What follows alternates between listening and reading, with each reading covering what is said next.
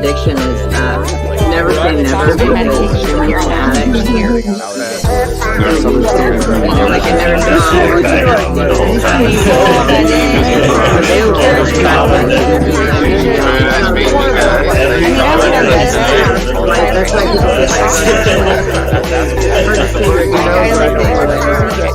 All right, everybody, it's Thursday night. Welcome back to another episode of People in the Boxes, number 39, everybody. So we have a little bit of audio issues, so let me know, you guys, if I'm a little bit loud. But just to recap for anybody new out there, we're always trying to reach new viewers. This is the show where we come together once a week and we try to share our experiences, try to give ourselves a little bit of perspective, and we also ask the audience even to come on screen to share their experience on the topic. And the topic is always something that is more of a common topic among all people everywhere. So it's almost always something that you would have some input on, except for those rare occasions. Tonight is no different. Tonight should be a pretty fun episode, but also a very informative, because it's something that's serious but fun at the same time. It's a serious, fun activity, right? So we're going to talk about that, but we are looking at, let's see, we got 15 people already in the house here, and we're going to see. I'm going to pull you up here, Melanie. See if that sounds any better. Okay. Going to work on that. But hey, everybody, how's it going? We got Heather in the house. We got Gina, Vicky, Regina, Michelle. Hello. We got Levi in the house. Guys, hit that like button and share us out and let us know what you guys think. Now, keep in mind, we're going to get into the discussion and we're going to talk about everything that we've experienced on the screen. But just remember that we may not be able to see all those comments right away. So keep if you have a really good story, keep that for a little bit later, and we'll definitely get it read on screen and show it to everybody. One last bit of housekeeping here. Make sure that you guys tap the screen and hit that notification bell that you see at the top. Facebook has them, and you may not be set on all notifications, and that might be why you're not seeing the show. Because I've had several people at different times be like, well, hey, I don't see when it goes live. So make sure that you hit that notification bell. And we got Sir Steve-O in the house. Make sure that you hit that notification bell. Oh, you got an echo there, buddy. That's all right. I muted you for a second. You can take your time. Yeah, no problem. We're gonna get our people in here, getting our friends in here. I'm gonna start tagging out and sharing out. We got 18 people already in the house. Very awesome. I think my plan worked. I'm hitting the invites on the event right before we start the event. It's kind of like tagging out beforehand. It's kind of like a pre-tag. So it works out. But well, you sound good on my end. You sound really good here. Everything good. I turned my volume all the way up. For some reason, it wasn't coming through that well. Sure. It's all right. But yeah, we're just getting some tagging out, some sharing, you guys. If you guys would help us with that, appreciate it for sure. And I have a video to show everybody. Well, wow, from 18 to 13. You guys haven't even seen the cool video. Well, at least you didn't hit the like button before you left. That's okay. You guys, what's up, Q? What's up, everybody? What's up, Maui? Thank you, Heather. Thank you for tagging. I know it was like, whoa, just half of everyone left. Well, at least hit the like button on your way out, everyone. We appreciate it.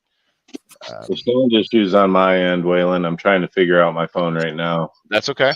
We're in no rush at all. Speaking of rush, tonight's topic, everyone, if you're wondering and you haven't touched the screen to look, it is travel. We're going to talk about traveling and travel. Not necessarily taking a trip, but if you catch my drift, but that's maybe a form of traveling. We're going to talk about it. You did there. I liked it. Nice. Slid it right in. Yeah, I try to work it in there. Slid right in. You guys might notice a couple of things going on with my background today. Changed it up a little bit. We're messing around, trying to get some more slaps. If anybody wants to send me some slaps to fill my space up, let me know. Slapping. Yeah, if anybody wants to slap me, send it on over. Dib. So also, I have a little bit of news, not related at all to the show, but I want to thank Kasia, who once again replaced my bong, even though I told her not to. She said, "Don't tell me how to spend my money," so she did it anyway. And Oh, I that's haven't, nice. I haven't come Is up that with a Gilly name glass? yet. Yeah. It's pretty sturdy, yeah. It's called Gilly. Yes, I'm sorry. Gilly, yeah, I'm not Mhm. sure. So it's a lovely piece. I love it. Okay. Yeah. So we have a cool video to play for you guys, and I better play it now before we get too far into it. This is some of my best work, I gotta say, and probably least copyright infringed work. Probably. It's gonna be good, I promise. I love it.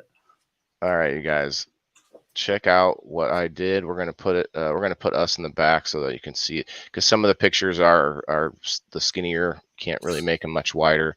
But appreciate everyone stopping through. Thank you guys for all the comments already. Thank you. What's up, Charlene? Hello. What's up, Brian? All right, everyone, check this out.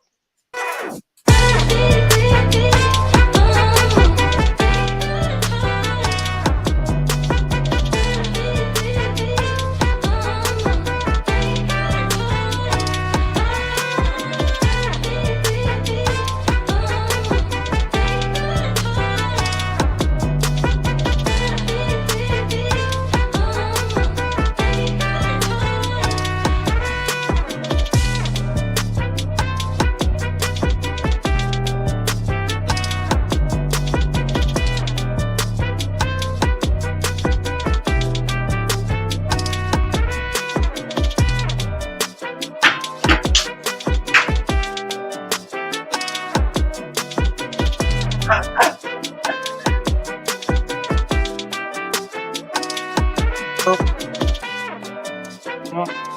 okay.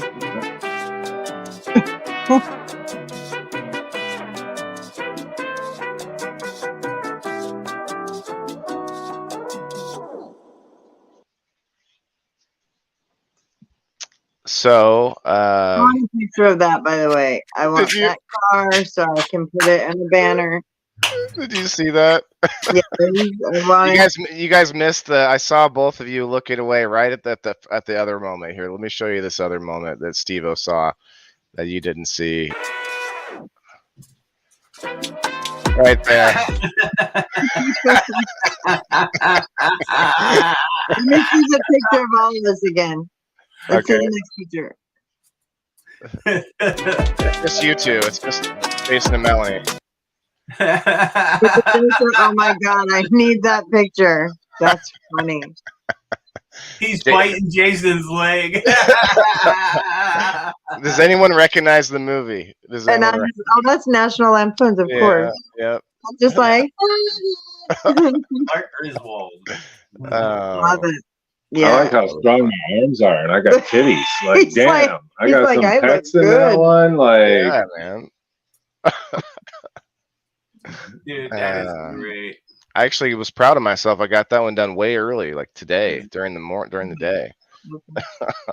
What do you guys think in the audience? Dan liked it. Kasia liked it. What's up, Vegas Wade? How are you?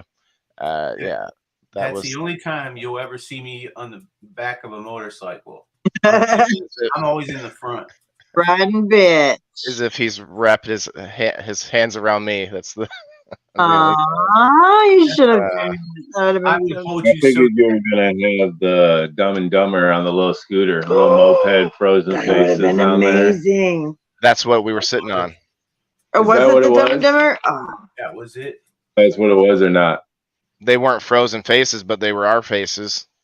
I couldn't tell if that's what the moped was or not. It was. Let me. Here you go. That's Not in a hilarious. rush. I can move it back just a teeny bit. Mm-mm. it is. Okay. Okay, now I see it. I see it too now. Yeah. Yeah. So that's I'm dumb and he's dumber. I guess is the. I don't know which one.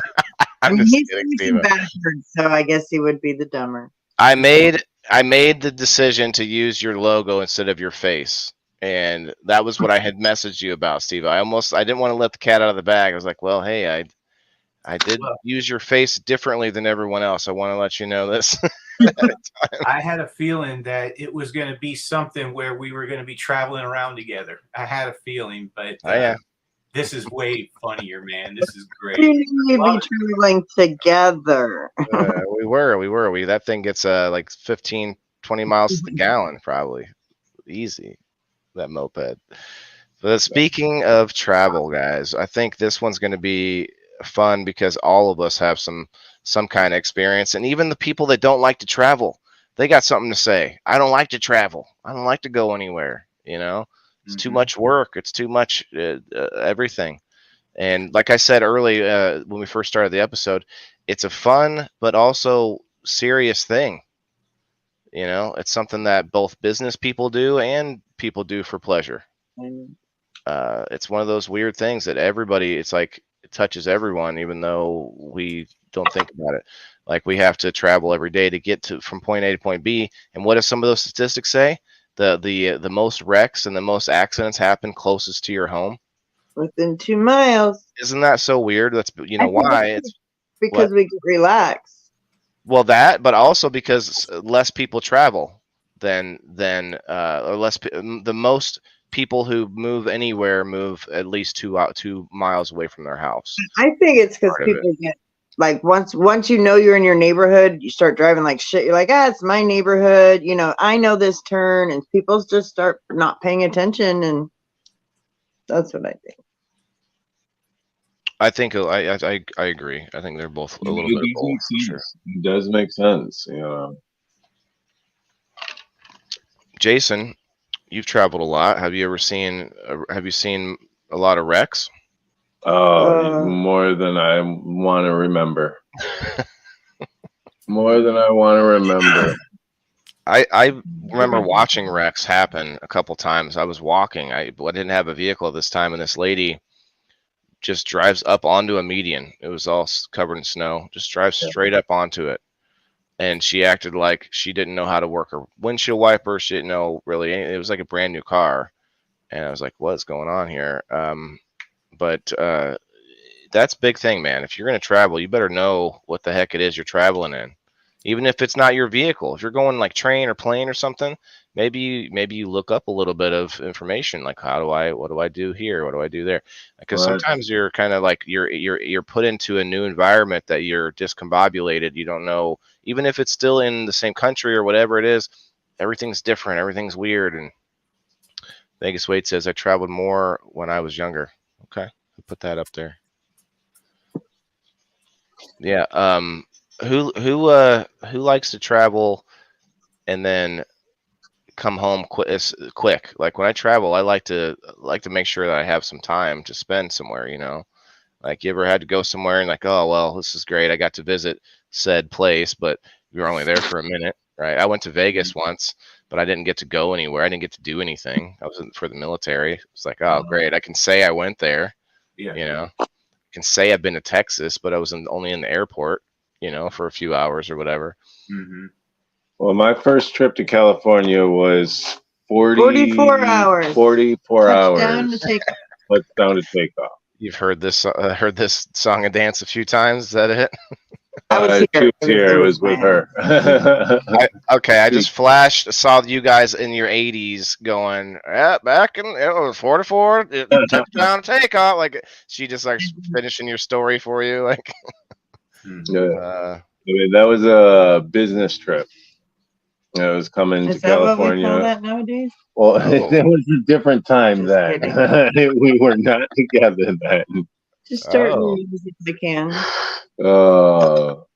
Thought I'd start the rumors before other people did. It's funner that way. Yeah. He's got multiple family. He's got a family in different states, different regions of the country. Cheers, guys! I still have some diamonds left from the Brooklyn boys. We got a couple Facebook users, guys. Let's click back here. Facebook user here with the roses, the smile, and the hands. You're going to have to give access to StreamYard if you want us to let us know who you are.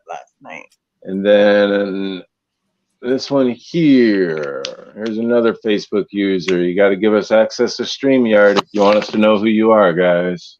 Or I could get my other phone and tell you exactly who he's talking to. I think it's facebook.com/StreamYard, or is it the other way around? It's StreamYard.com/Facebook. That's it. Okay. I knew I'd get it wrong. I only had 2 choices. That's all right, Sherry. Appreciate you coming in. Hi, Heather. Some people, the StreamYard has reset for some people. So well, it reset for me. I'm having the issues that you had when you were first trying to join other people's StreamYards. Now every time I join, it won't. No matter what I do, I'm a Facebook user. So. But the only thing you can do, StreamYard does have a way to contact or like email, because I know they have a suggestions sort of like a system or whatever. Right. So there might be a way to contact them. I don't know. It's I'm not too worried about it. Most of the time, to be logged in, it's if you type who you are in the comments, it's good. Other times, it's for giveaways and stuff like that, and I'm not too worried about it, so I let them know who I am and then go with that. All right. I'm wondering how many people out there like to travel light. Like, I like to be prepared, but I also don't like to have to carry everything with me either.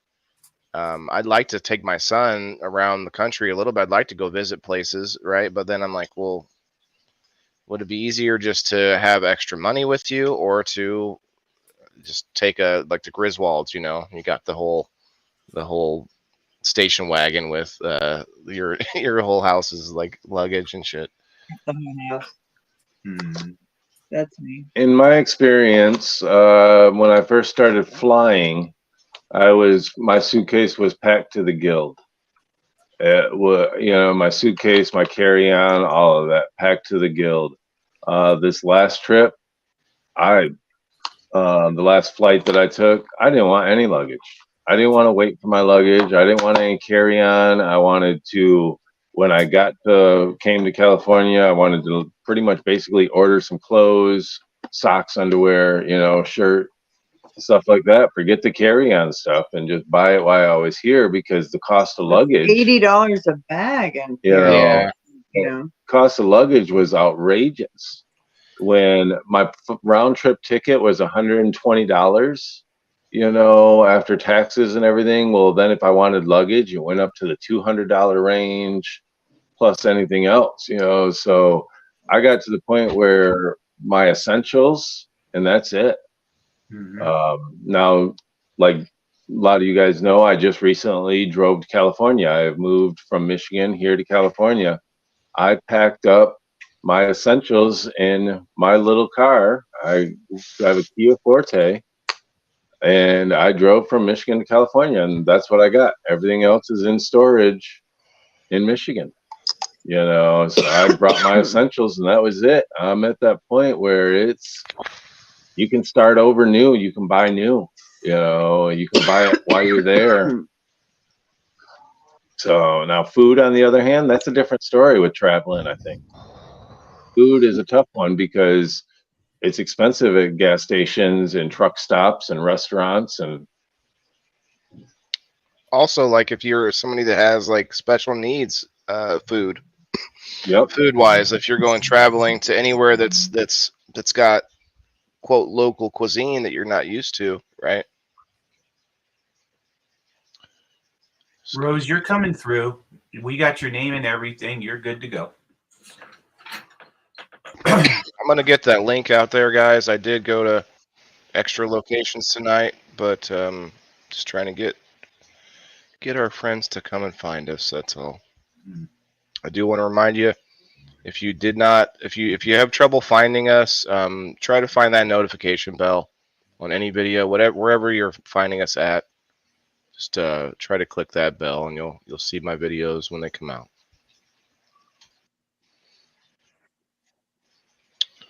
Okay, should be on my profile and the page now. Steve-O, you're welcome to add your Rumble in there if you want to. I didn't notice that you didn't. I left a couple spots there. Oh, damn. Thank you. I'll get All right. So yeah, come on up with us, guys. Talk to us. Tell us what your crazy story was when you traveled. I mean, I've traveled to Iraq, so there's some bit of story there, but really the story that I want to convey is like the weird, the strange difference that it was to travel. Is there some feedback to anyone? There is a little bit, I notice. It might be us. Possibly. If you just turn your volumes down a little bit, maybe. That might be all. Here, I'm going to mute me and tell me if it. How about now, brown cow? That sounds good. That does sound good. Sounds good. Anyway, so yeah. So hang on. Yeah. Does that sound okay? Yeah. Oh, I hear an echo now. Your phone. Yeah. Technical issues, man. I hate that shit. Yeah, I definitely I need a new phone already myself. And speaking of that, talking travel, like when you're traveling somewhere and you don't have your phone or you don't have access to your network. And we had that a lot of times in the military. Like you had a phone, great, but there's nowhere to like connect to, especially overseas.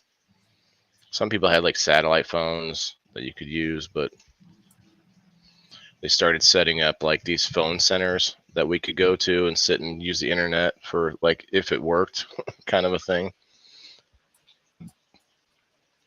I've never been on a cruise ship. I do want to do that, even though it sounds like they're nightmares, though, man. It sounds like they're nothing but nightmares. I want to talk to somebody who's been on one because, like, they're nothing but it's like a trap. You're stuck there, like you can't get anywhere if it's something on there that you don't like. I guess like the ship that got stuck in the middle of the ocean for what, 2 weeks or something. Yeah, I remember that. That really sounded like a cluster to me. Was it Carnival Cruise? I think. Yeah. Mm-hmm. Yeah, it was. It was Carnival. You're right. I remember. Mm-hmm. Nuts. I know when I travel, I'm I say semi-handicapped, I suppose. But I know that when I travel, I take advantage of every single thing that they have for people who need help. Mm-hmm. I get a ride right from the front door, right from the gate to the gate. That makes sense though, man. It's a long trip. Those especially the airports are huge. Mm-hmm. Yeah, they give me the red carpet treatment. I get to get on the plane first, get myself all settled and everything before people come in and start smacking me in the head with their luggage on the way by. How's it sound now, guys? Sounds good. That's good. No echo. Good to go. Sounds good. And you look good. All right. Part of feeling good is looking good. Most of the time, right? Fresh from the feet up. I don't remember who said that. It was Pauly Shore. Or Pauly from the Jersey Shore. Sorry, wasn't it? Pauly B. I thought it was like Dr. Phil. That's the accent I keep using when I say it. Part of feeling good is looking good. I met Dr. Phil the other day. Not the real Dr. Phil. But... My Dr. Daniel's been on a cruise, said with 15 bands through the Caribbean. Oh, man. Ripe cruise. I would like to go on one, but I feel like, I don't know how I feel about it. They're a lot of money. They try to tell you won a cruise, right? But you just have to pay the nominal fee of $700 or something to get the whatever the ticket. What's up, Matt? Matt Watson. Matt's our young man. Matt, have you traveled anywhere, Matt? Where's the farthest away from home that you traveled? That's what I want to know. Farthest from me. He's never left the state, didn't he? I'm pretty sure he said he's never left Illinois. What's up, Jeremy Sims? Good evening, bro. I think you're right. Jason. Oh, I I think should that probably. everybody hasn't I'm really. pretty sure. He's never left Illinois. I'm pretty sure that's what he said. I might be wrong, but I think so. Let us know, Matt. What's up? A What's the ferry weirdest tour. device you've ever traveled in? Mine's a hot air balloon, and that Oh was man, it was amazing traveling that. I I was want one. scared for probably the first 25 minutes, but after that, wow, it was quiet? truly amazing. Is it really quiet up there and everything? Or? No, you hear the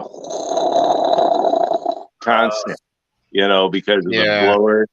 Yeah, it's to stay at a certain height, you got to keep a certain amount of flame going up in there. Mhm. Hot air, flame, yeah. But it was amazing, really I'm not amazing. going up in a hot air balloon. Mm-mm. Terrified of heights. That would just not be good for me. I want one so bad. Yeah. I looked into them years ago. They're about 14 grand, and they might be different now, obviously, but I didn't think that was bad. I was like, for a hot air balloon, that's like, How much But- is the fuel though? Right. To take it up. The fuel or the burner, all of that. That's probably just the balloon, wouldn't you think? The 14 grand? That couldn't be everything with it. this was for everything. Now we could look at this was years ago though, so I'd have to look it up again. But Right. yeah, I suppose it depends on how old the balloon is and how many the guy has in his fleet. So he might unload an old one cheap. But doesn't that sound cheap? 14 grand for a hot air balloon? I would think it'd be like That sounds 100 way grand. well, this is the thing though. You can't just fly them anywhere, and they're not. It's not a vehicle that you can just cruise around wherever you want. You have to map out. You have to map out the wind. Yeah. You have to know where the jet stream is and stuff. And I don't know if it's a jet stream because you probably don't get that high, but just the normal wind. Oh, I know what that is. Maui's phone that she has to wind up to get it to charge. Bing bong. It was ringing. I declined the call. All right. Daniel's No been heights. skydiving. That looks nice. Now that would be a one way to travel. Yeah. You can travel. That's probably the fastest way to travel from one point to another point. It's just that the other point is always down. Yeah, like there's only one direction that one travels. But kind of the same thing with like river trips, like rafting trips. I went whitewater rafting down. It was on the border of Georgia and South Carolina or North Carolina. I don't know. I'd have to look at the map. Whatever one it borders on. But there's a river that's part of the border, and whitewater rafting was insane. Like you basically, we went 10 miles down the river or something like that. What's up, Cheers, Ricky. Hey, Kasia. Imagine traveling horseback or even with a wagon with horses on like those not wooden, but those dirt roads that we used to have like all over the country, like just holes that like they weren't even roads, like they were just ruts, Yeah. Now we can travel, like we complain about traveling. Gotta go back to the store for that. I gotta go all the way to the a city over for that. And it used to be like, how many people jump in their car and go 3 doors down or 4 doors down to the party store instead of walking real quick? Yeah. It depends on the weather, I guess, for me. Right. Whitewater rafting is fun, Kasia. Yeah. But Kasia, when I first started talking about that, I was thinking more like a lazy river, like float trip, and I haven't gotten to do that on a river. But the whitewater rafting is what I did do, so it made me think of that. Permission and stuff to do in order to go up from air traffic. Yeah, I'm sure. There's all this other stuff involved with hot air balloons. You probably have to pay for it to be stored. You probably have to pay for the fuel. It's probably expensive, and you probably have to pay to go up in the air. And then, like that Facebook user kindly pointed out, you'd have to clear it with air traffic control and all that stuff. I could see that being more money than just the cost of buying it. So even a pickup truck, a trailer, yeah, that's a lot. It's a lot. I've been in a Chinook. Military. I've gotten to travel in a few cool like, vehicles. The Chinook, if you guys don't know, it has two propellers. It's a helicopter that's got propellers side by side, front and back. Your audio's messed up, Waylon. How about now? There you go. There you go. So I can't play the music. StreamYard. Okay. Now you're good. Might be because I turned my volume up so high. What's up, Chris? Chris Fisher in the house, everybody. Chris, what's up, man? Mixing water and feeding babies tonight. Nice. So I was looking into a few things about these new super trains and jet trains that are traveling God knows how fast underground. Hyperloop. What do y'all think about this new developments? You know, it's our regular trains can't even stay on track right now, but they want to develop these new trains that are able to travel from one end of the country to the other in a matter of freaking hours. Mm-hmm. You know, minutes to go from one end of the state to the next. So what do we like? I don't know. What do y'all thinking? I'm pulling Not that up just now. me. Not me. Well, I'm not the one. my son just finished. He just went to Alabama, and he's training to be a railroad engineer, they call it. And he said that they've had a huge hiring boom right now because of all of the accidents that have been happening on the above ground railroads, you know, and they're to the point to where they're testing you for a week, and you have to get 95% or better on your test, or they just send you home packing, because they've had a lot of problems with people not doing their job correctly, obviously, and that's why these derailments have been happening above ground. I could only imagine the first time something happens underground and we cannot get to anybody. I don't know. I don't like the sound of that. Well, so okay, it doesn't sound good, but I can give you guys a little bit of background on at least on the Elon Musk version, which is called the Hyperloop. I don't know about the other ones. Well, y'all remember though, before you go into the background, y'all remember what was it with Will Smith? I Am Robot. You know, them were tunnels with them cars going that fast underneath ground. And both ends got blown up from an accident, this and that. There's certain things that they were traveling how fast. I wasn't going our regular 80, 90 miles an hour. So, Frank, you're right. You're right. Now, I have to push back a little bit on all of you guys and remind you that we already go through several tunnels. We already go through hundreds of tunnels throughout the world, through mountains, under the English Channel. They're already there, and they're not going away. So here's the thing about what's happening with at least Hyperloop. That's all I can speak to. You see the car that's in there. So, and this is this is probably not Hyperloop actually.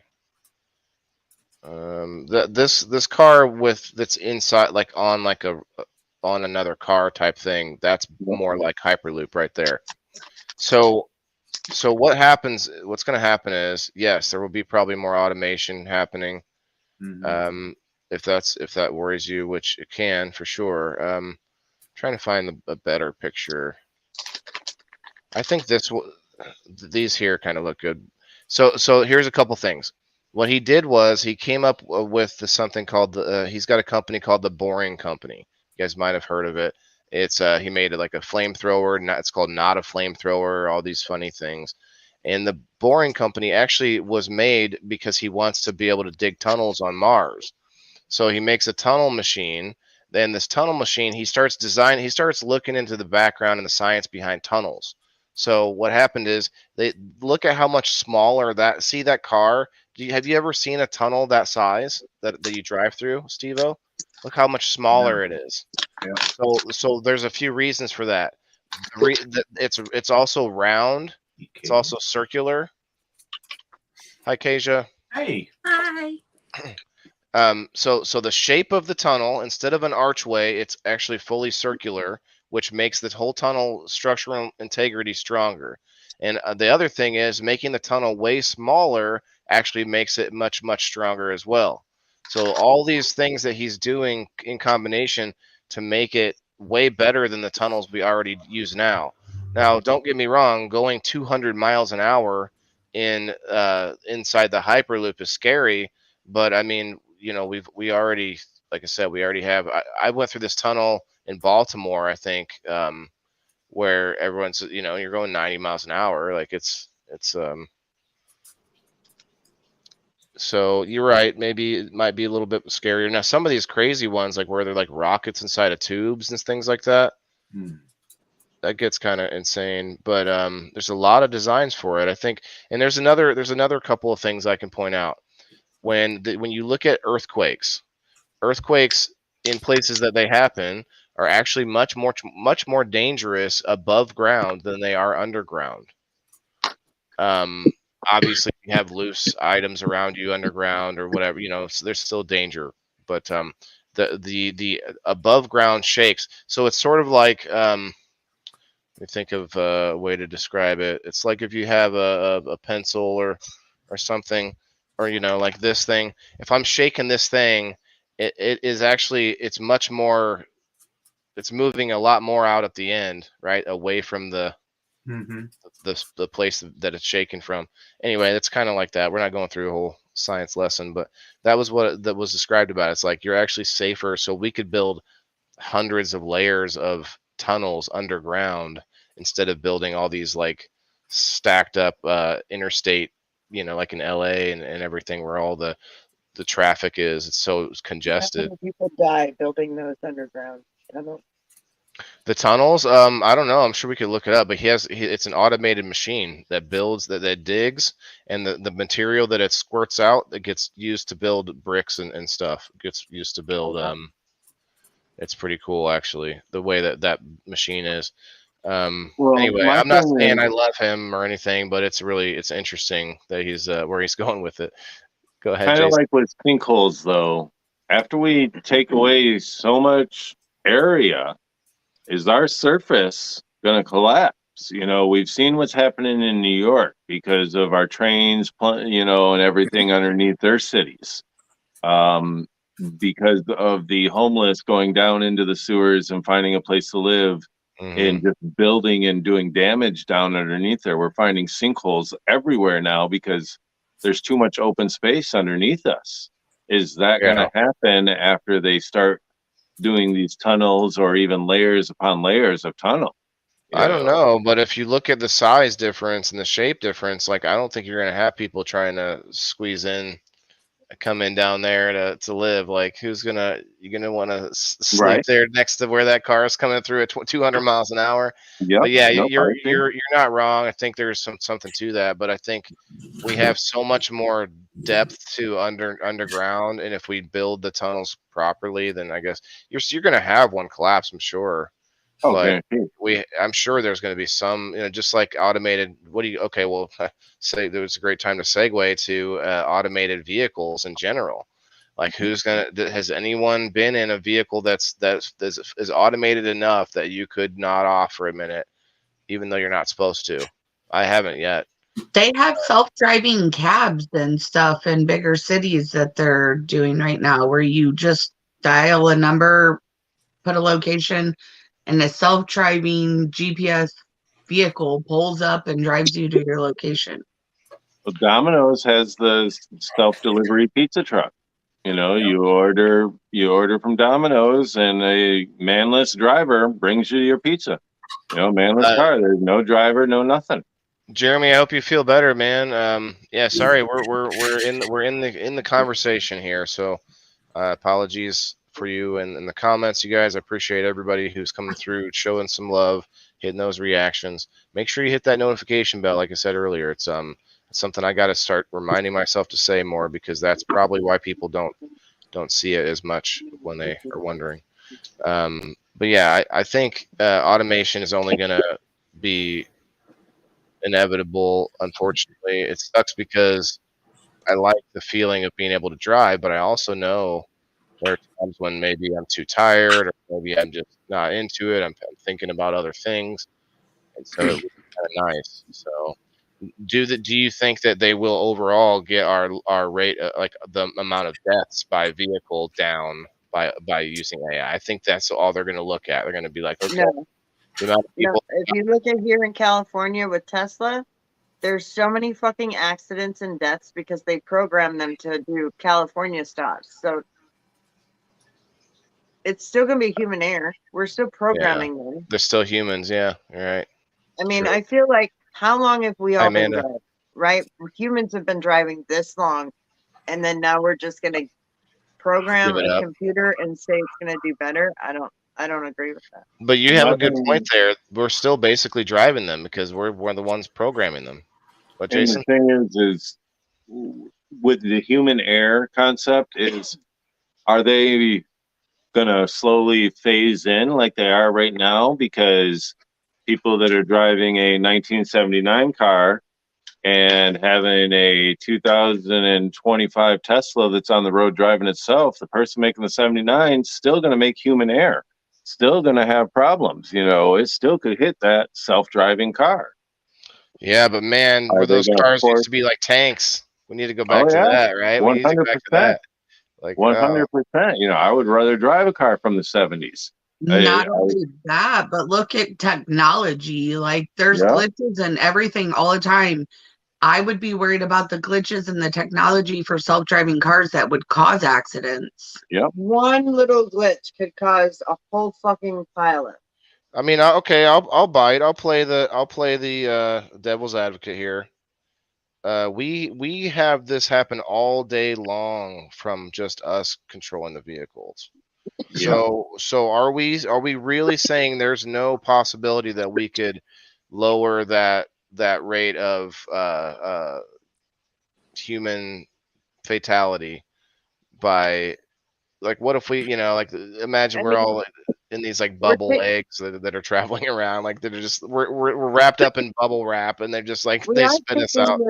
We are taking the emotion out of it, the road rage. 100%. Yeah. You know, that's but then But the joy too, everybody- the joy as well, though. Both the joy. the good, How many of us enjoy driving? Now it's just what we're just gonna be like fucking. What was that? Like Wally? We're just gonna sit there and fucking assume everything's gonna be done for us. Wait, Kasia said something before anyone else speaks. What did you say, Kasia? I said, but then everybody would have to be electric and running on the same. Everyone would have to have the same vehicles. There can't be anyone that has gas. There can't be anyone that's doing manual driving. Everybody would have to be. Yeah. Melanie used to drive for kids, would drive kids to school, back and forth to school, this and that. These kids were in high school, had no sense of direction, didn't know, like they didn't know ups and downs of driving. They had no clue what it entailed. Didn't even have. He was 17 and wouldn't even sit behind the wheel. He was like, no. He's like, no. Because it's too much work. I have you to drive me. You know, so is that what it's going to turn into now? Is it because our kids are lazy? Because is that going to be like, oh, they don't have to take driver's ed because they have a self-driving car. They don't have to do this because their car is going to take them there. Mom and dad don't have to pick them up because they can send the car to go get them. Look at what What's Chris that says. He said it before that, and it's exactly what you're talking about here. The kids are thinking, I could be doing so much stuff. I could be getting things done on my phone. Yeah. But then again, does that turn us into procrastinators? Because on the way to work, we can be working on that presentation that we're supposed to be doing. People have to be paying attention, though. That's the problem I think everybody's missing is whether or not we're in these self-driving cars, we have the ability to take control of it because we have to.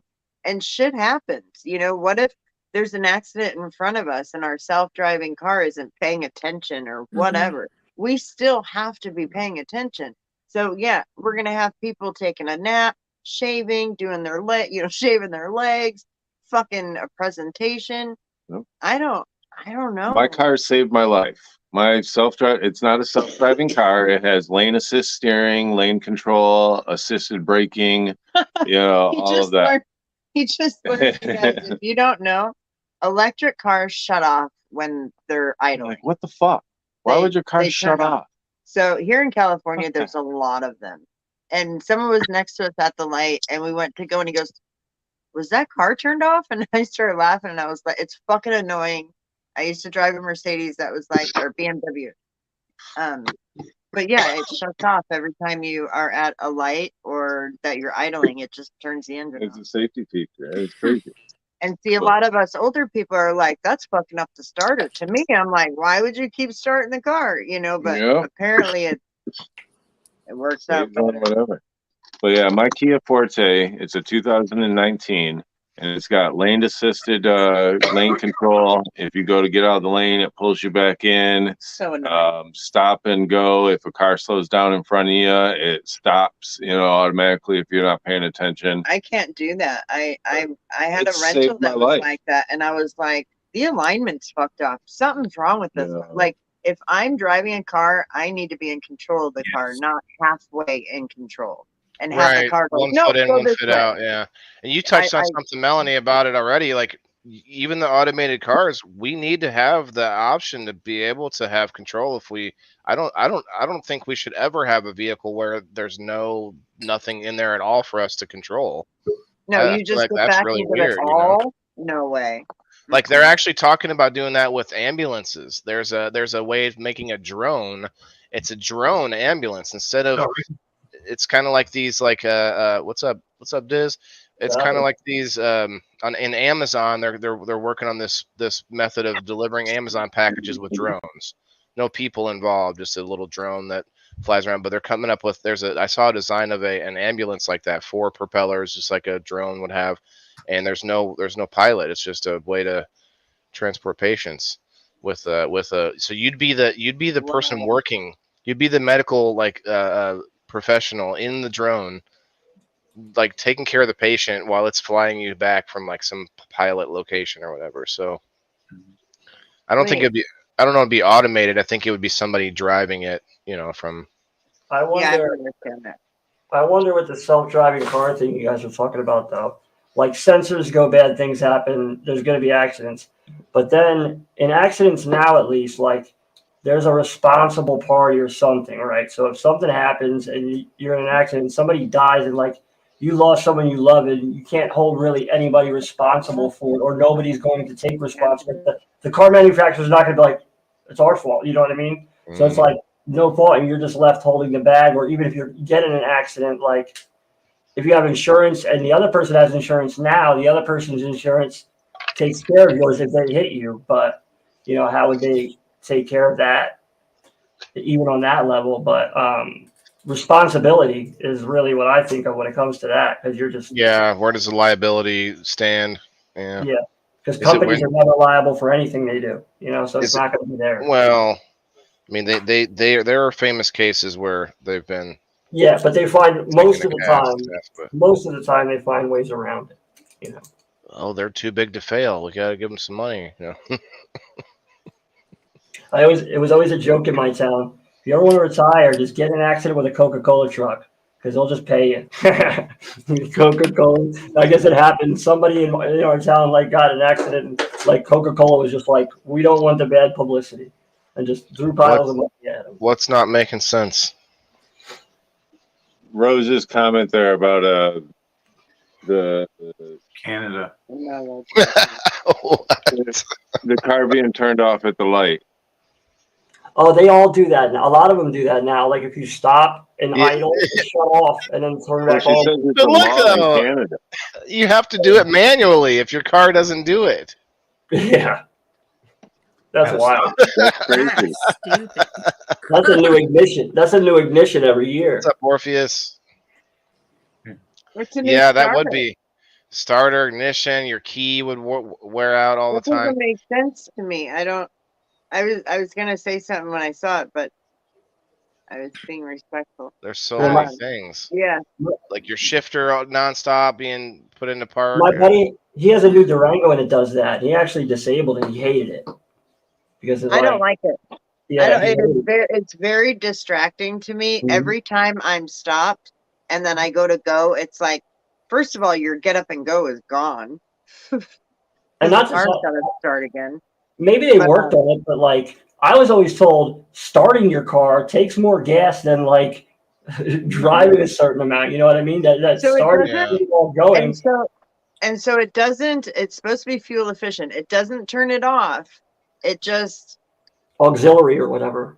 Yeah, it like stops it from idling Earl? somehow. I'm not a car guy. So there's like Earl said, I had a vehicle that you could shut it off. It was like eco mode or whatever that I could shut it off. Yeah, that's what but they don't all do that. I think Priuses are probably like just always that way. I would imagine. I'm sure slowly. Not all hybrids do that either. Don't you have a hybrid?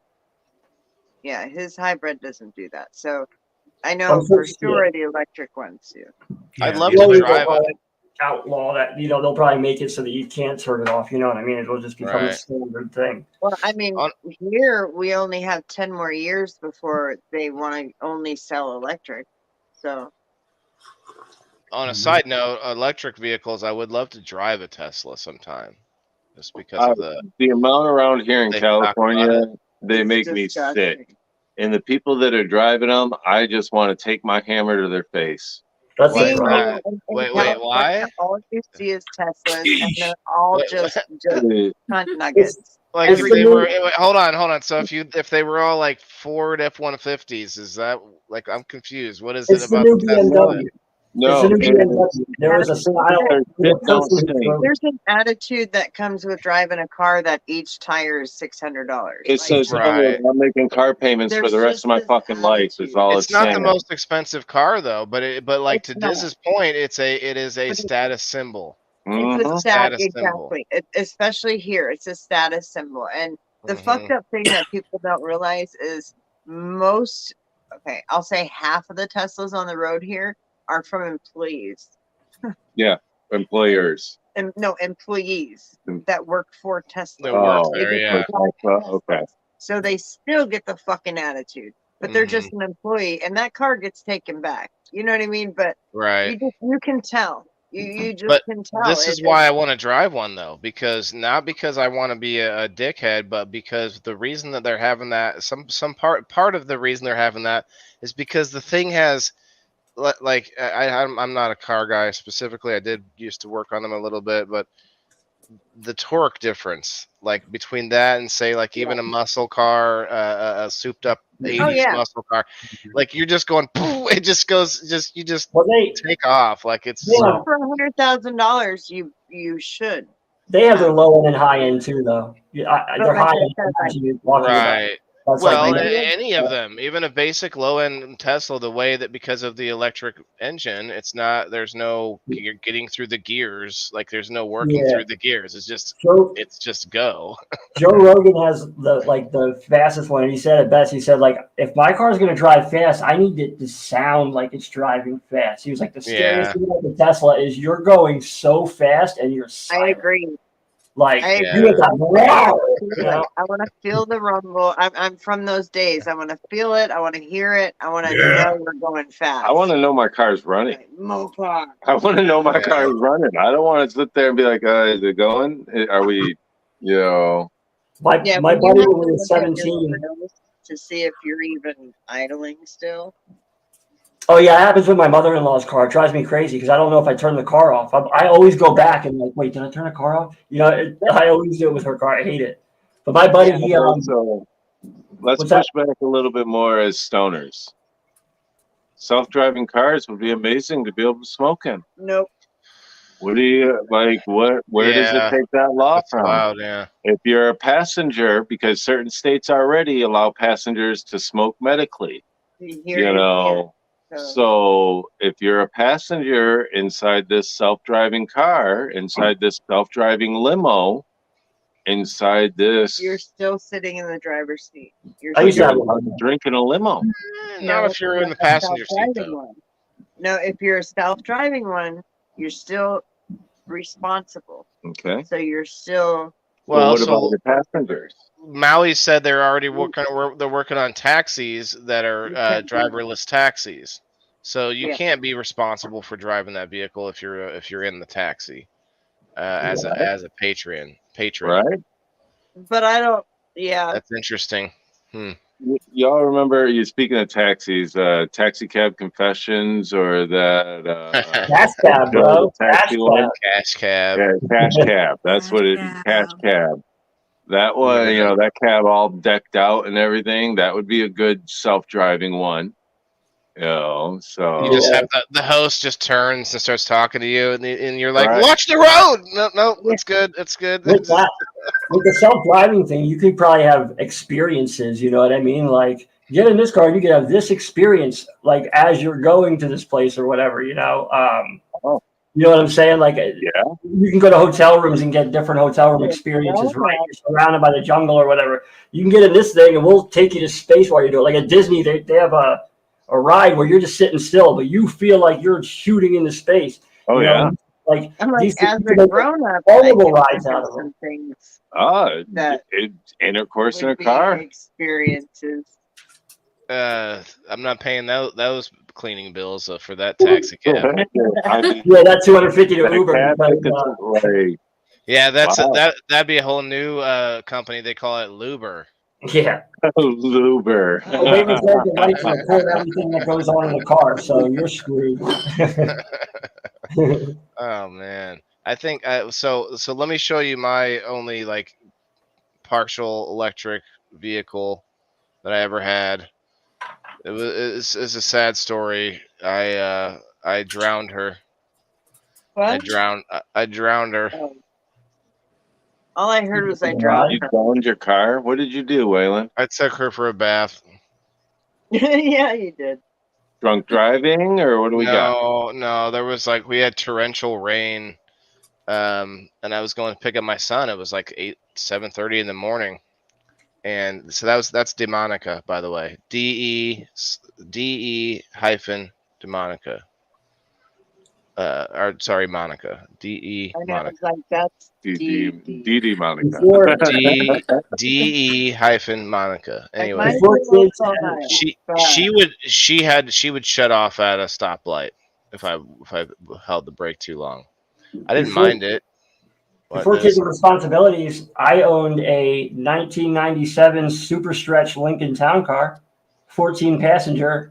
You actually need Super Stretch.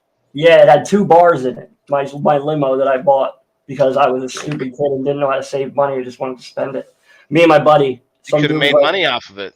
The problem with those is, what the guy didn't tell us is they are fucking money pits. Like it had different types of brakes. Like you actually had to have a license to drive. You can't have your regular license to drive it because it had the I forget the type of brakes it had. It's been so long, but mine is dealing with that. Like the one of the excuse me, one of the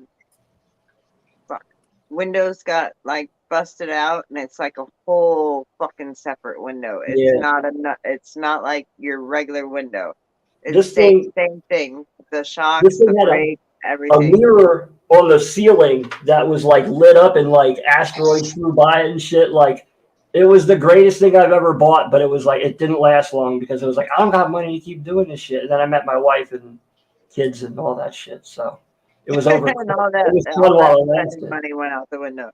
The thing about you sound like the beginning of every sitcom dad. Like the thing about limos, and then I met my wife and had family kids. sitcom. The thing about limos is to impress somebody, you don't have to be driving around in it. Like it was parked in a parking lot. Like, you want to see my limo? Like, you own this? Like, yeah, we never drove. Like, we didn't have to drive anywhere. You never thought once to be like, I could charge for rides.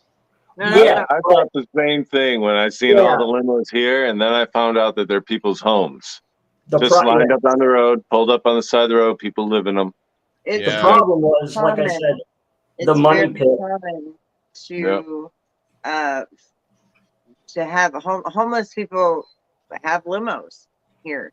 Like, it's just, you'll see limos everywhere, and it's like, why is it so dirty? And he's looked at me, he's like, there's a limo, and I'm like, yeah, that's someone's home. Oh, dude, mine. Like I said, it was a 14 passenger. It was like I had a VIP area. Like it was like a regular limo area, and then like an extra area in the back. There was like a VIP area. Like they're spacious in there, man. But it's not VIP area inside the limo. Yeah, so it had the regular, like in a limo, how you go, you have the area there, and then there's usually a seat in the back. Where that seat is in the back, it was like a little indented shelf, and then behind that was like almost like a booth of a diner with a little bar there. So it was like your own special area. That's where you can get that's where they pay the driver. Never mind. Yeah. I joking a lot. I always said I'm gonna drive myself around and then roll down the partition, jump in the back, and then get out the back and act like I wasn't driving. I was in the back. It's like there's a movie. Oh yeah, where like she thinks the guy in Dumb and Dumber. I think she thinks it's his limo and he's driving. Oh yeah. I said too. I wanted to make it look like a shitty, like old school Texans limo on the outside. Just make it real crappy. And then really fix the inside up, so people are like, "Look at that shitty thing." And you open the door. It's like in what is it? In Living Color, or was it Mad TV, where they made this car where they're advertising this car, and it looked like this hoopty on the outside, but like really it was like really like souped up. That's what I wanted to do with it. Yeah. Make it look terrible on the outside, but I want to go into this. Away from Elon Musk's boring company, but into the rockets idea. They've come up with this plan to, I want to say it was Elon. I don't know if it was to be 100%, but the idea was to be able to get from, say, like New York to Tokyo in like 30 minutes. What'd you say? I see you over there. Jason lets you, or doesn't let you get away with it with his face. There it is. You just want to keep saying his name. Waylon Musk is what I really want to say. Yeah, thank you, Jay Frost. But no, this whole thing where they're talking about being able to get anywhere on the planet in 30 minutes. I mean, that's so scary. How long does it take to work out the kinks? Well, they've been going into they've been taking rockets up that high for a long time. Those are just like that's not even all the way outside the atmosphere. It's just like towards the top of the atmosphere and then straight back down anywhere on the planet. I'm not a rocket though. I get what you're saying. Like you go outside of and then go back. Either way, though, the amount you're doing that is like geometry. It's geometry. But those things. No, I was saying hi, Bunny. Oh, hi, Bunny. Like rockets, I guess it's probably the technology is way better now, but they weren't meant to last long, right? And the amount of like what you're doing to that thing to make it go that fast and stuff, like. Yeah, I get that, but they're working on that with Star. Actually, it's to shameless plug here. Mushroom Man and myself are going to be doing a podcast on the rocket launch coming up on the 10th. There's they're going to be doing a rocket launch. I think there's going to be people in it. Anyway, Kasia, look, you guys, Kasia replaced my rig. Thanks, Kasia. I showed everyone before you got here, but I wanted to show you something too, Waylon, because your Tuesday show inspired me to go treasure hunting.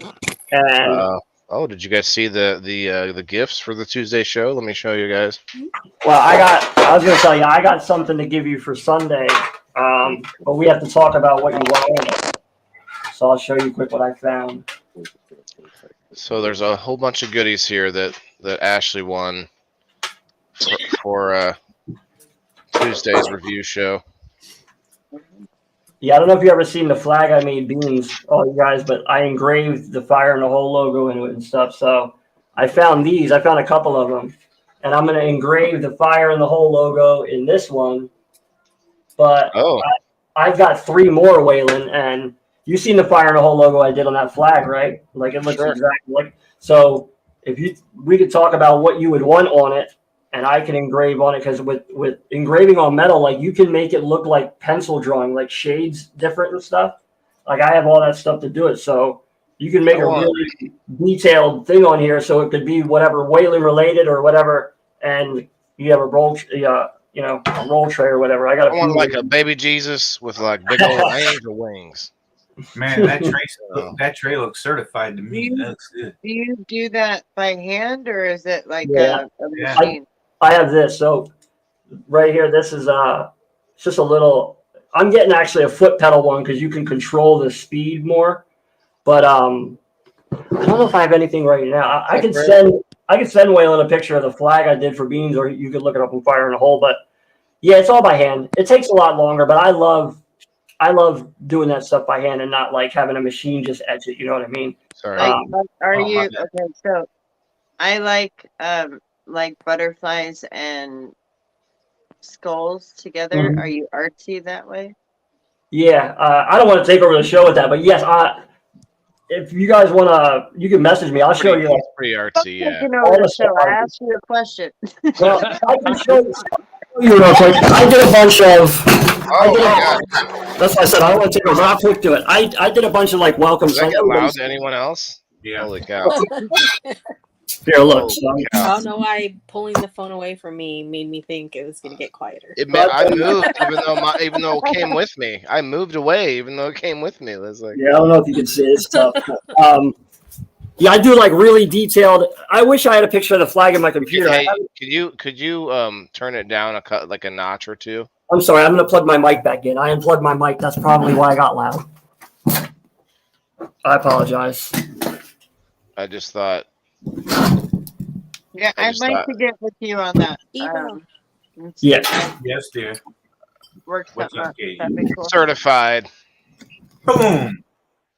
The shirts are fire, Steve-O. You like those? Thank you. I was hoping that everyone would love it. Bean said they would be great quality. Yeah. It's great. And I've seen you got some slaps. It makes me feel good that my normal size, it's too big. I like that too. I wear them a little big. Yeah. Okay, Excellent. I'm gonna have to get me one for the shirt.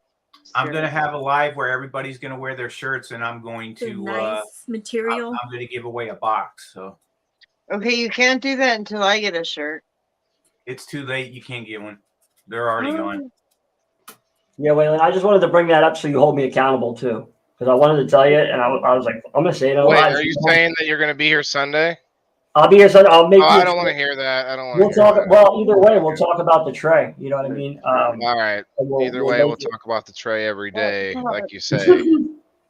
I didn't realize what time it was last Sunday. I showed up thinking it was just starting. You're like, we're done. I'm like, that's what you meant by 2 hours late. 5:30. 5:30. I got to make the event for this week. I haven't done that yet, but 5:30 on Sunday Central Time every Sunday.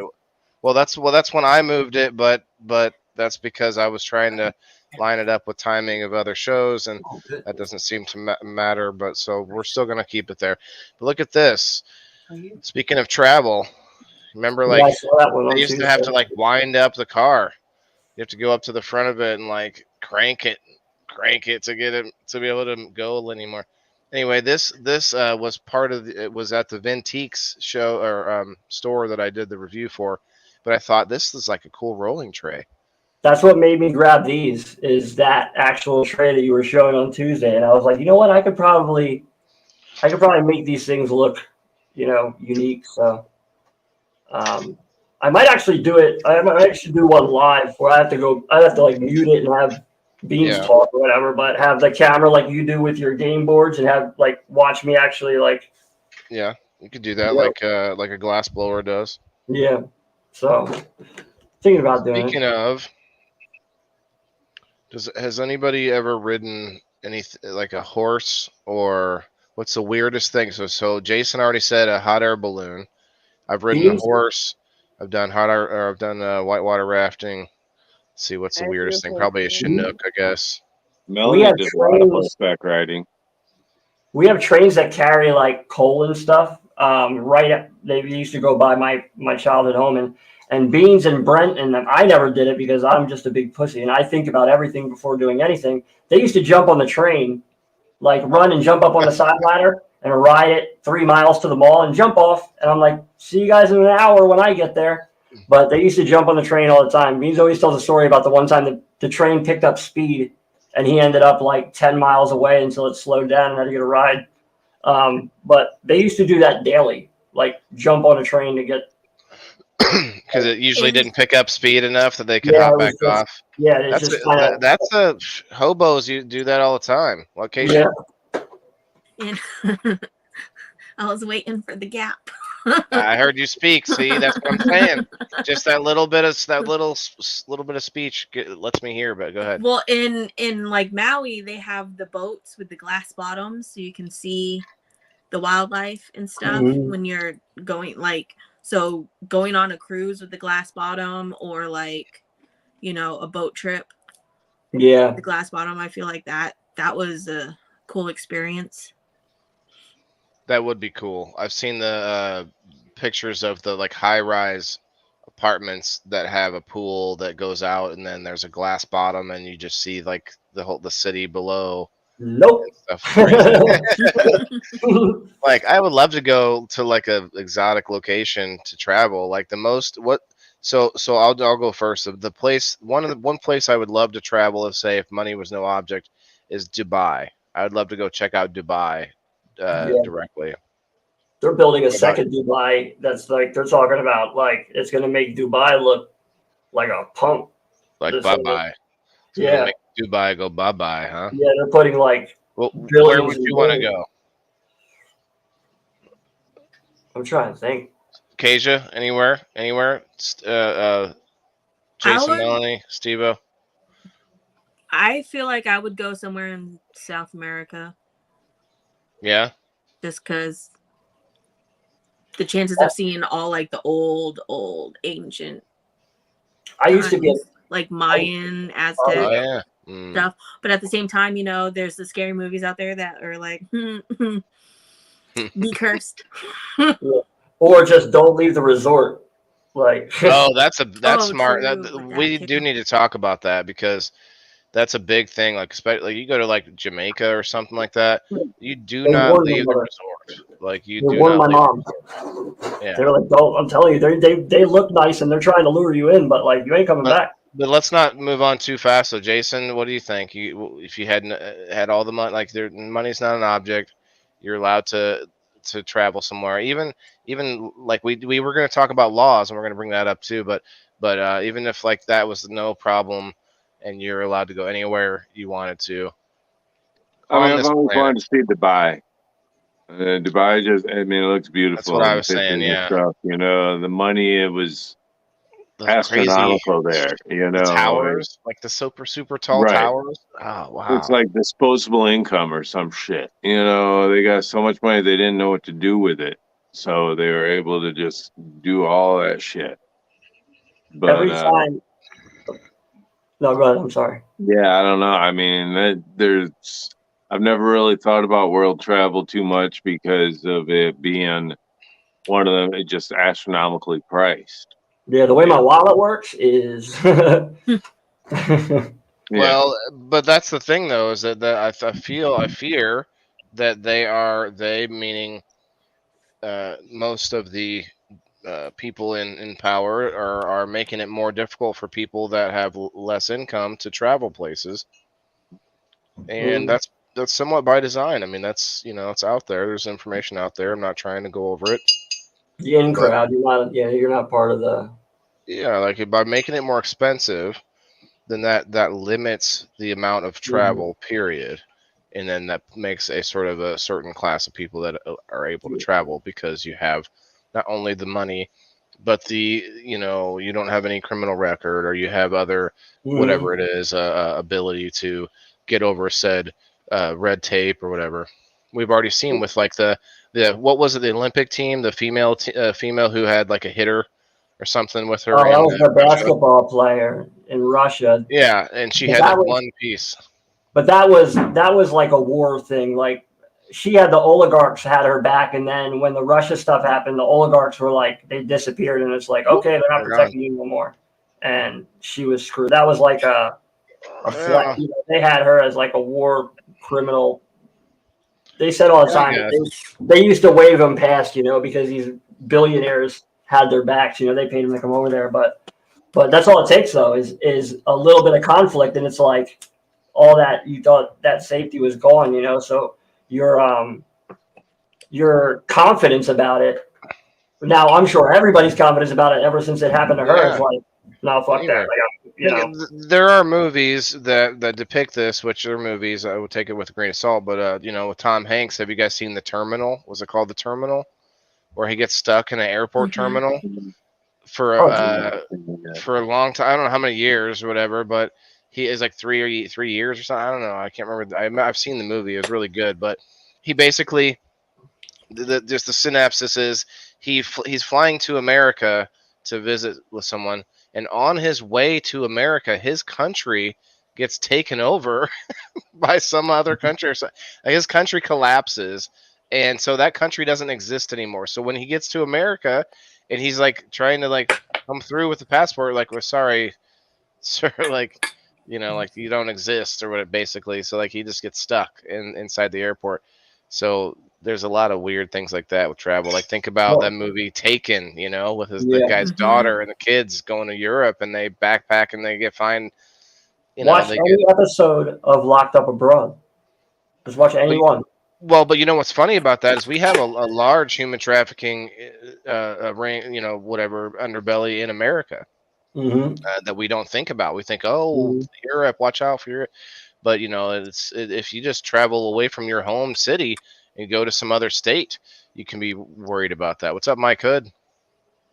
I've heard a lot of stories too about when Corona was first happening, like all these people that were overseas and here and there, and all of a sudden this lockdown hits of the world. Yeah, they got stuck. How am I supposed to get home now? Like you can't do anything. It's locked down, like especially in certain places more than others, is like you're not allowed outside of your house. Like Australia, they were like losing it there. But yeah, imagine that.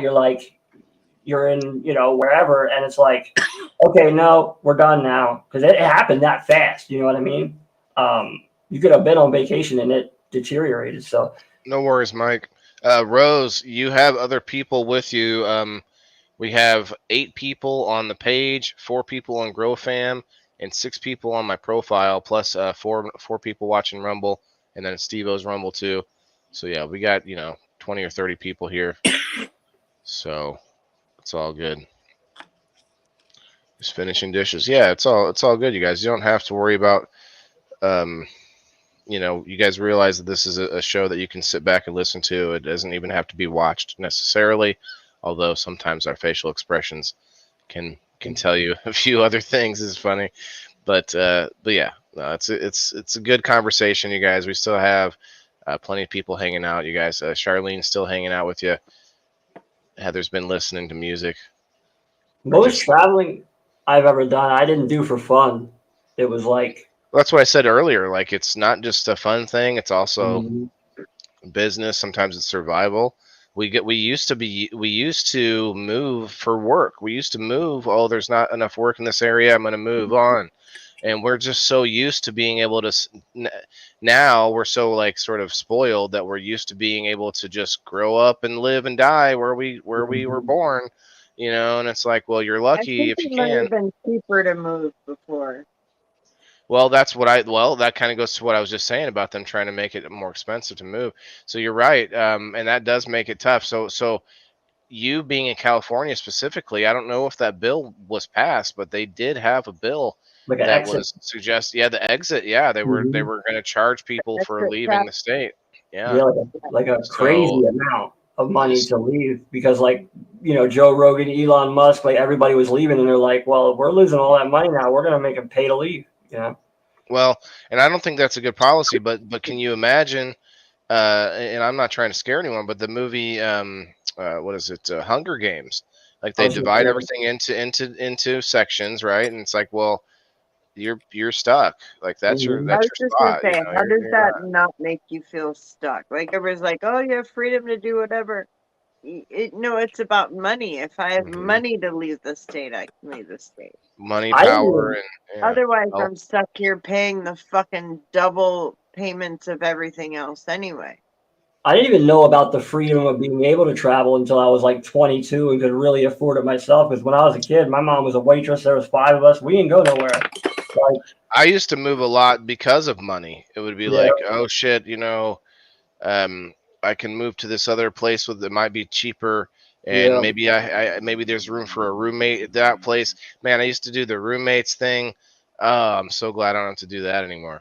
My whole life was a 3-mile radius. Like it was my whole existence was that 3-mile radius. I was so scared to like go to the beach, like when I was old enough, because it's like, what if something happens? Well, if something happens, you're in a place that's civilized and you're gonna figure it out. But you don't think that way when you've never done it. Like that's how life happens. I'm scared.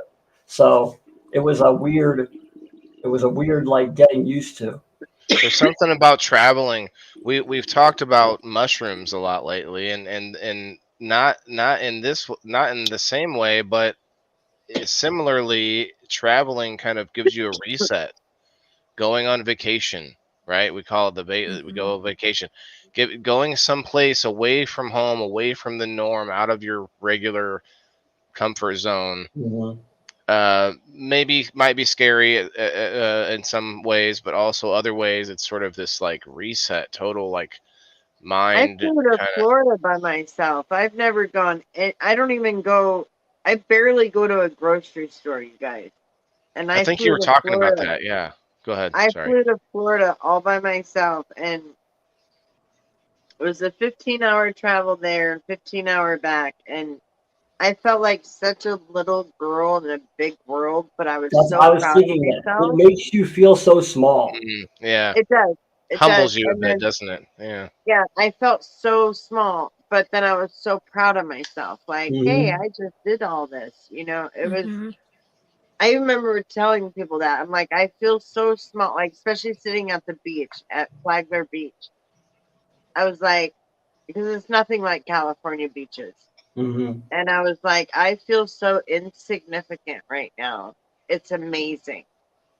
The only time I've ever been to Disney was a friend of mine took his family. He was my boss at the time too, but he took his family to Disney, and he has a condition that requires medication, and he forgot most of his medication, and it's like he didn't have it in the original bottle. He had the original bottle with him because he separated it just in case. Like it's like life-saving stuff. So I couldn't just mail it to him. So he was like, dude, I don't know what I'm going to do. And it was 2:00 on a Friday. And I was like, is your other truck here? And he's like, yep. I was like, all right, I'm going to go get the company credit card and I'll be there in 22 hours. And I got in a truck and I drove down to Disney and I gave him his medicine. I went to sleep. He took me to Epcot for 2 days and I drove home. Wow. I hate rushed vacations. I hate rushed, where you're just. When you have kids, that's all. It's always like it's not your vacation. It's theirs. It's more Rose hit that on the head here, like until she breaks down in her car by herself. Yeah. Now, cell phones have made it so much less of a problem, but then you still run through that issue when you go traveling in the mountains or whatever, going through dips and valleys. Oh shit, I lost signal. Oh, and my car's broken down or something. Like I used to do in-home service for Sears. I'd have to drive around. I had a little satellite and a computer telling me where to go. And sometimes I'd go into places where I was out in the middle of the country. My phone didn't work. So I couldn't call back to ask them questions about fixing something, let alone if I had gotten to a wreck or something. Like, what was I going to do then? For me, it's GPS. We don't carry Thomas guides anymore. Yeah. We don't have maps like we used to. I used to have a Thomas guide, in my glove compartment at all times. Now GPS goes down. Now what? Yeah, if your phone's signal goes down. Someone to help you, you know what I mean? And not many people want to give directions anymore because they're like, use your fucking GPS. A lot of people that I hear talk about traveling too is like, you have this extra stash of cash for incidentals. And by incidentals, it means like if you're going into a different country, bribes, because you can, like what we were talking about earlier was getting caught up and stuff. But it's kind of like that state to state too, because on my way to Disney, like this Georgia cop saw a Pennsylvania license plate and pulled me over and didn't throw the book. He threw a big ass fine at me, and it was like, what are you gonna do? Fight it? Like Pennsylvania license plate. How long are you gonna be here? So they kind of. I think I've gotten pulled over more in other states than here. It's because they know that choices to means pay you're it, not coming back to fight it in court because you're gonna have to pay it or come all the way back to fight it. exactly. So it's like they don't really care about the points; they just want the money. And so you get like, and that could easily ruin like a trip, you know, especially if money's tight and you just scrape it together for that trip. It's like shit. Now I got to pay this $350 fine because I was driving 7 miles over the speed limit on a highway. You know. Chris is Pennsylvania born. Chris, feel free to come up and share, brother. Have you been out of the state before? Let's hear it. I think I would take a trip to like the moon or something if I was offered it ever. That's a once in a lifetime trip. Maybe you're gonna die or whatever, but I don't think I would make it past any of the tests. Well, you're asking like where you would go. Space travel? No, he said he would go to the moon, and she said, "I don't think I'd make it past any of the tests." You were asking where you'd go if money. I used to be obsessed with Australia when I was a kid, but I think Ireland. Everything I'll ever see in Ireland is it's the most beautiful pictures. Yeah, but we know someone who lives there and like literally has car bombs going off outside of his house and shit. Right, Steve-O? I like chaos. Steve-O, have you been anywhere outside of away from the home? Well, yeah, I mean, I grew up over in Pennsylvania, Maryland, West Virginia area, right there in that little section. So I travel back and forth there to see family and stuff. But once I went out of the country and I went to Punta Cana. Oh, and, that's another one. Stay at the resort. Are you joking with me right now? No, it's called Punta Cana. For real. Whoa. This is a family-friendly show, Steve. It is. Just kidding. I'm kidding. I'm traveling to Illinois for the first time in a couple of weeks. That'll be fun, right? And maybe, just maybe, we might see, I don't know, we might see others that are, on the screen there as well. Yeah. Are you guys still coming? I don't know. We could talk about I plan on getting in trouble. It's like, I'm just kidding. I better not. I don't think we're going to be able to. Not financially. We understand. That sucks. I get it. You'll be in the live stream, I hope, watching. Oh, yeah. Oh, yeah, definitely. Yeah. Thanks. That's awesome. They do still have car bombs, Kim. He was just telling us the other day about some stuff happening right down the street. So in Ireland, there's still very much still rages on. So like we realize we feel maybe safe in our neighborhoods and whatnot, and maybe not, but relatively in America, in a lot of places, we're feeling like, oh, everything's fine. But then if you can take that zoom out approach and look around the world, I mean, there's a lot of conflict still happening and stuff. So you can't just go and travel willy-nilly. Excuse me. Some of the most beautiful places in the world are probably like the most conflicted. Could be, yeah, because that's where people want to live is the climate and whatnot. Yeah. No, Kim, it's still going on there. You still have all of that, for sure. But so back to air travel a little bit. I was looking up the pricing difference of first class travel and basic travel and coach. Wow. Is it really worth it? Is that extra little bit of leg room, that extra padded seat? Depends on your height, I guess. Are the stewardess, are they nicer to you if you're in first class? I listen to a lot of podcasts with comedians who travel a lot, and they say it depends on the airline and it depends on where you're going. Like you don't want to go like New York to Florida and pay first class prices because you're in the airplane for an hour and a half.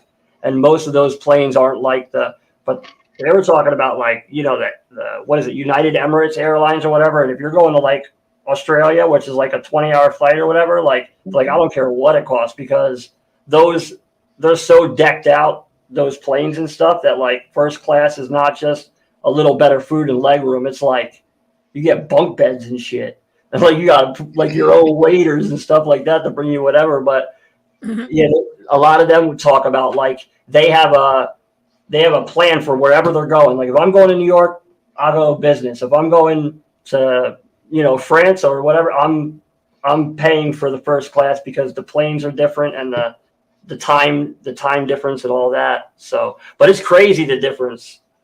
Like even a short, like a New York to LA is like. If I had the money, I guess I would try to go first class. Yeah. Dan, this is an anecdotal story. He says he was harassed and called a Yankee in Mexico. Well, Dan, maybe they just didn't like you. You ever think of that? I would say you're lucky that all you got. You gotta lump us all in. You got lucky that all you got was called a Yankee. Yeah. Oh my God. So my friend Tina, I guess she lived in Mexico for a little while with her sister. They just traveled Mexico backpacking. Mm-hmm. And well, of course, they noticed that like a lot of people were like, oh, we love your hair and, you know, your skin and stuff like that. And then they met up with, they made some really good friends that were like, no, like they want to steal you. Yeah. They're just complimenting you because you look different, but they want you. Yeah.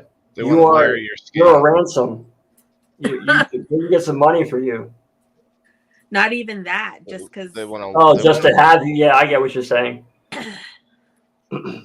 They want to wear your skin and then, I don't know. Take your kidneys. Take your kidneys is what they do. I hear. That's what I hear anyway. Actually, I passed up the trip, the senior class trip to Cancun. I didn't go on it. I had a pregnant girlfriend at the time already, and she wouldn't let me go. I went. She was very angry at the time, and so it's probably a good thing I didn't go. You know, I would have been doing things probably shouldn't have done, like all the rest of the class did down there. I went to Vegas right before like everything happened to me and like everything fell apart. So my wife always talks about she wants to go, and I have such a bitter taste in my mouth for Vegas because I equate it with all that stuff that happened. That it's weird. That too. It's like you have a bad time. Every time you plan a trip is when like things end up happening, right, Jason? It's like, okay, I'm about to go do something fun. I'll go plan this thing. Oh, well, shit. Whatever, set appliance or whatever, something happens to the car. It's like it's always right when you're about to go planning a trip or whatever. To that point, my best trips I've ever taken were spontaneous. Facebook user. Not super far, you know, you can't take it spontaneous. Well, you could, but like, you know, going to the beach or whatever, it's like, when we get down there, we'll see where the vacancies are and stuff. Those were the best because it's not the itinerary and the planning and sticking to things. And it's just like, go and figure it out, you know? And then you don't leave room for things to go wrong. You know what I'm saying? Like you plan it and you have to go, you're going on this cruise April 9th. And then April 7th, a family member, you know, gets sick or something like that. And it's like, well, you know, it happens like in my life all the time with anything really, when you got something going and something happens to make you make that choice and kind of take away from it. Joe Kelly, you are coming up as a Facebook user again. You got StreamYarded. You got StreamYarded, Joe Kelly. Yarded. I found you. Speaking of travel, have y'all ever traveled through a fire zone during active combat? It was fun. I did this one time. I'll tell you this quick story. We were about 45 minutes south of our base. We were coming up. We weren't quite to Baghdad yet, but we had come up to this group of, they call them EOD, basically bomb squad people. And we come up and we pull up next to them, and as we come up to them, we start taking fire. And so this was like the most dumbest time ever to be taking shots, because these guys have a bunch of like big weapons with them. I'm not going to go through it all. My point is they ended up like mixing into our group, and we went through 3 miles of that, and not one vehicle got hit. Just to tell you like how good of a shot But yeah, it's fun. It's fun driving roads that don't. But travel specifically though, roads that don't have any reflectors. There's no signs anywhere. There's no lights. There's no rules of the road either. Like we were allowed to drive down the center of the road, and if there were any civilians coming towards us, we would literally drive. We would pull over, drive head on to them until they would pull off the road because it was just flat. Flat desert. They could just drive off. So that's what we would do, like as the front of the line of vehicles. So you would be trained to just like play chicken until they would leave. Well, to the middle of nowhere point too. I've had to go places for work where I've stayed at like a motel that's like the dude next to me could easily be a serial killer and nobody would ever know. Like there's no motels. Oh yeah, motels. Motel and nothing else. And I'm scary. Yeah, it's like I can hold my own a little bit, but like I'm here alone. You know what I mean? Like I'm by myself. Well, didn't they do like a 60 Minutes a long time ago on like hotel like sheets and stuff like that? Oh yeah, but I'm talking about like the people, like you're there by yourself. And it's like no one around for miles and shit. But yeah, they did that, and it was like they turned the black light on, and it was like looking into a microscope, see the shit moving.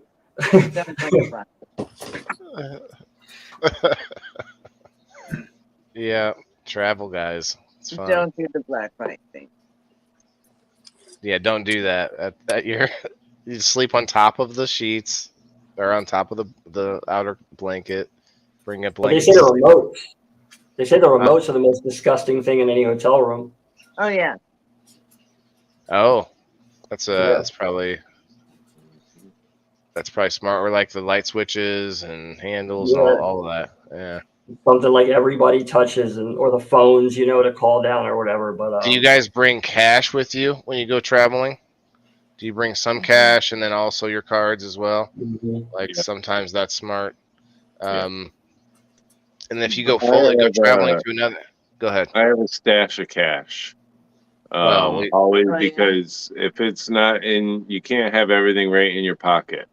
When you're walking into the gas station or the convenience store or whatever, and you pull out your wallet to pay for gas or whatever, because unfortunately gas is cheaper if you pay for it with cash. If you pay for it with your freaking card, it's 10, 20, 30 cents more expensive depending on where you're at. Even you pull out your wallet or whatever to pay for it with cash, the buddy next to you sees it and you can get hit real easily. So, but have something stashed underneath your driver's mat, in your glove box, and the clothes in the back seat of the car, something like that, an extra little $100 bill or something like that, just in case you do get popped while you're traveling.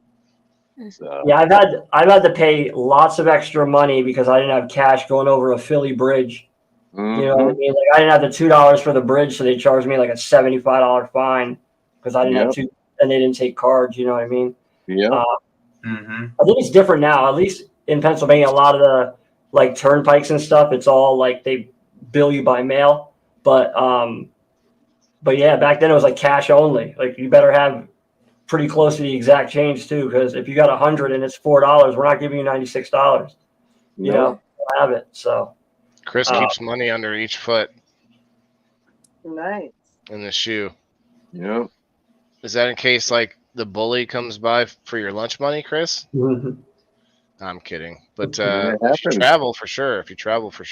Like we talked about, like I was thinking of all sorts of movies I could put together and stuff. I was like, Euro Trip, where the guy's like, he's in the hall in the alleyway, and he's there like the person holding their money for the trip, and he's got it like strapped to his chest underneath of his shirts and everything like that.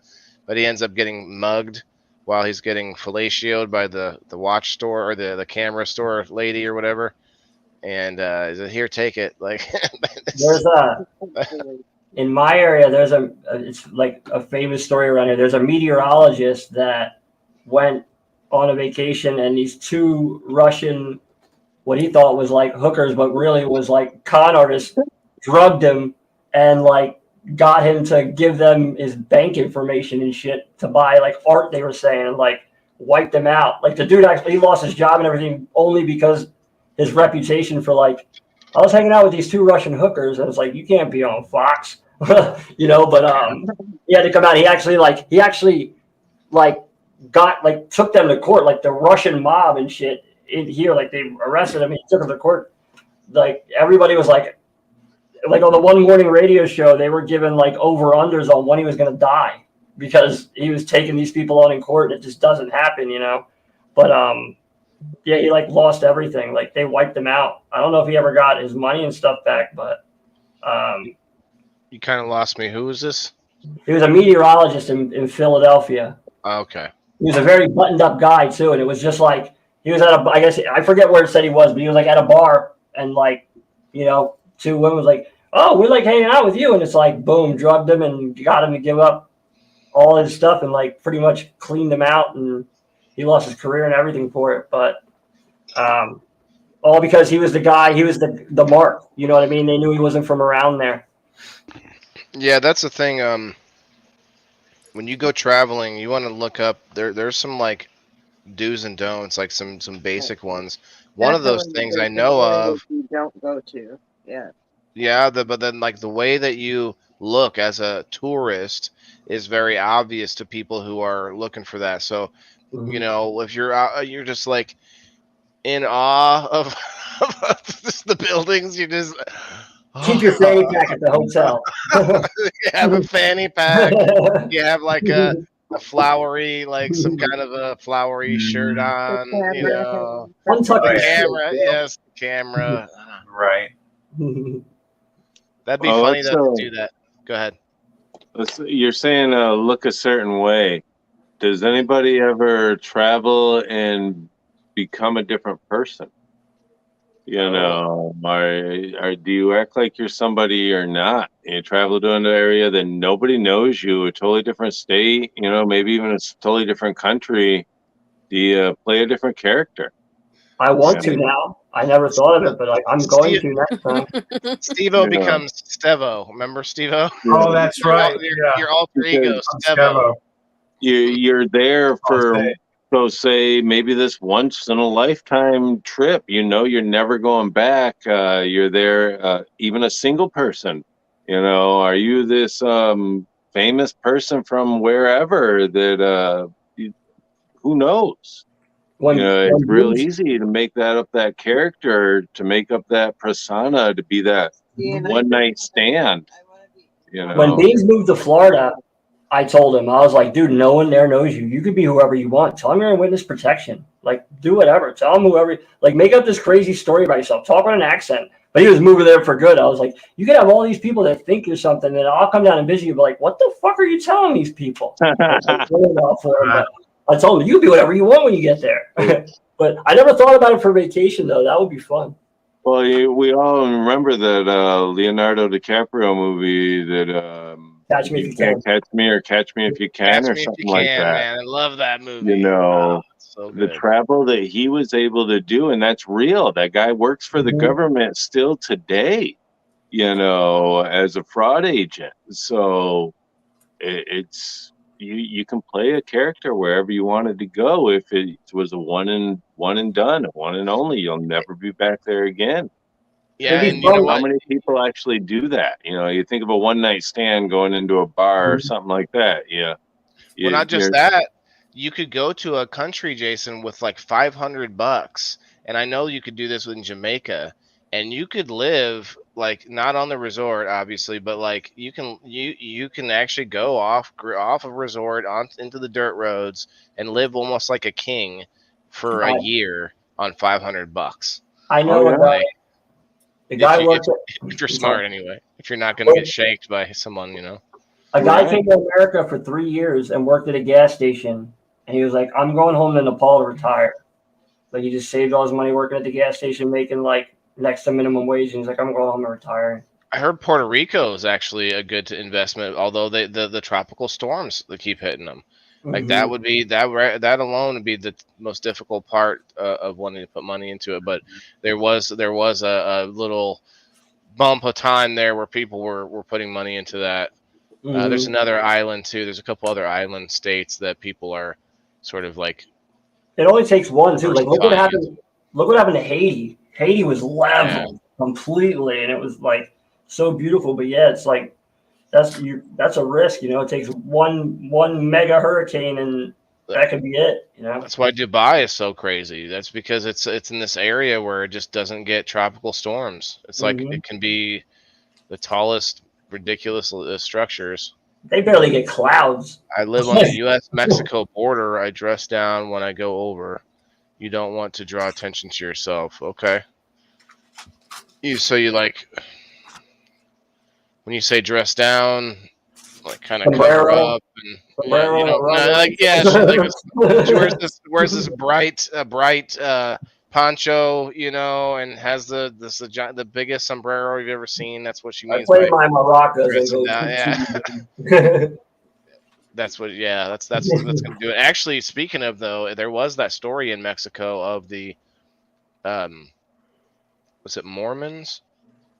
I think they started a commune or a village or some sort of I forget what you call it, but they started something inside of Mexico, and they got mistaken for Mexican what do you call the gangs? Cartels, yeah. And they got cleaned out, but it was just a religious group, like a small village of people trying to I don't know what you call it, not a commune or like a convert, and I don't know what you call it. Yeah, that's tough. If you're gonna go start something, don't go there. Mission, yeah. El Chapo held people captive and release my son or shit's gonna get bad, and it worked. You can't go. You can't go to another country and expect them to go to work by your ideals from wherever it is you're from. If they're that dangerous and they're in communes, and now you start a commune that's not dangerous, you're in a commune, they're in a commune, they don't know the difference. And they're scared to death of the ones that are dangerous. So and this brings me to the next point was color. So they had colors on their vehicles, colors in their clothing, and things that made them stand out as a cartel. And we have places in America. Has anyone ever been anywhere, Chicago, anywhere that you had to actually think twice about what colors you're wearing? Not that, but I'm sorry. Go ahead. You do. I basically was just setting it up, but there are definitely cities, and Chicago's one of them, that there are certain colors that you just want to stay away from it for the most part. So Melanie raised her hand. Somewhere, is it in California or in general? No, I grew up in Chicago. And, you did? I don't know if I knew that. I actually did hang out with the Latin kings and Latin queens, so I couldn't be caught wearing blue for fucking the life of me at all. My brother in Jersey, they actually got off the wrong exit, right? So they stopped at a gas station and stuff. And he was dating Jersey. His longtime girlfriend was black. He's white, she's black, and just they were like, we're gonna fucking kill you. You don't belong with it was crazy just because he was a white guy with a black girl in that neighborhood or whatever. It was a thing. And he was like, my brother doesn't really get scared. He grew up in that. But he was like, I never felt like that before. He was like, they were serious. They weren't running their mouths. Right. Yeah. I got lost in. I wasn't driving, but we were going to Six Flags and got lost in downtown St. Louis. Downtown East St. Louis, and they're trying to find a gas station to get directions. No, this is not where you stop for directions. It was not a good place. I had cops in San Francisco tell us we had to go to the bathroom. It was me and a Mexican girl who was very white, and a white guy who was very white. And we were late. We were looking for a bathroom, and we asked these cops, and they were like, "Okay, you're gonna want to get on the fucking freeway and get the hell out of where you're at, and then find a bathroom." They were like, San Francisco, don't they just go to the bathroom in the street? They kind of do, yeah. There's an app for that. Yeah, there's definitely an app in San Francisco. Beans was talking about Jacksonville. He works on these high-end cars, and he has to drive them after he does the thing to him. He was like, I made a wrong turn. He was like, I've never made a wrong turn where I felt like I was in a whole different like state of being. Yeah. He was like, you know, I made it's beautiful. You make a left turn, it's like, you know, night and day. And he was like, I had to get out of there. They were looking at me like I was like they were salivating. You know, I made a wrong turn. I'm gonna. What, Melanie? All right. Thank you for hanging out, Keisha. Keisha, thank you. Bye, Thank you again. Welcome. Appreciate it. Bye. I was saying San Jose is like that. You can live like right here, and like literally, my neighbor was the Supreme Court judge, and then 2 blocks over was literally over the tracks. Yeah, and I was going to say the other side of the tracks. Yeah, it was terrible. It was. That's the way Beans explained it. He said it's literally the other side of the tracks. He said like you cross the tracks and it's like $1 million home, $1 million home, $1 million home, boarded up home, boarded up home, boarded up home, and they're like a block. I had only heard about it. I had only heard that, you know, like on the other side of the tracks until I lived there, and I was like, holy shit, it's the other side of the tracks. And imagine that when traveling too. Like you could just travel, like if you're just you're wandering, you can end up in that neighborhood like, like, especially places you've never been. You got somebody telling you that.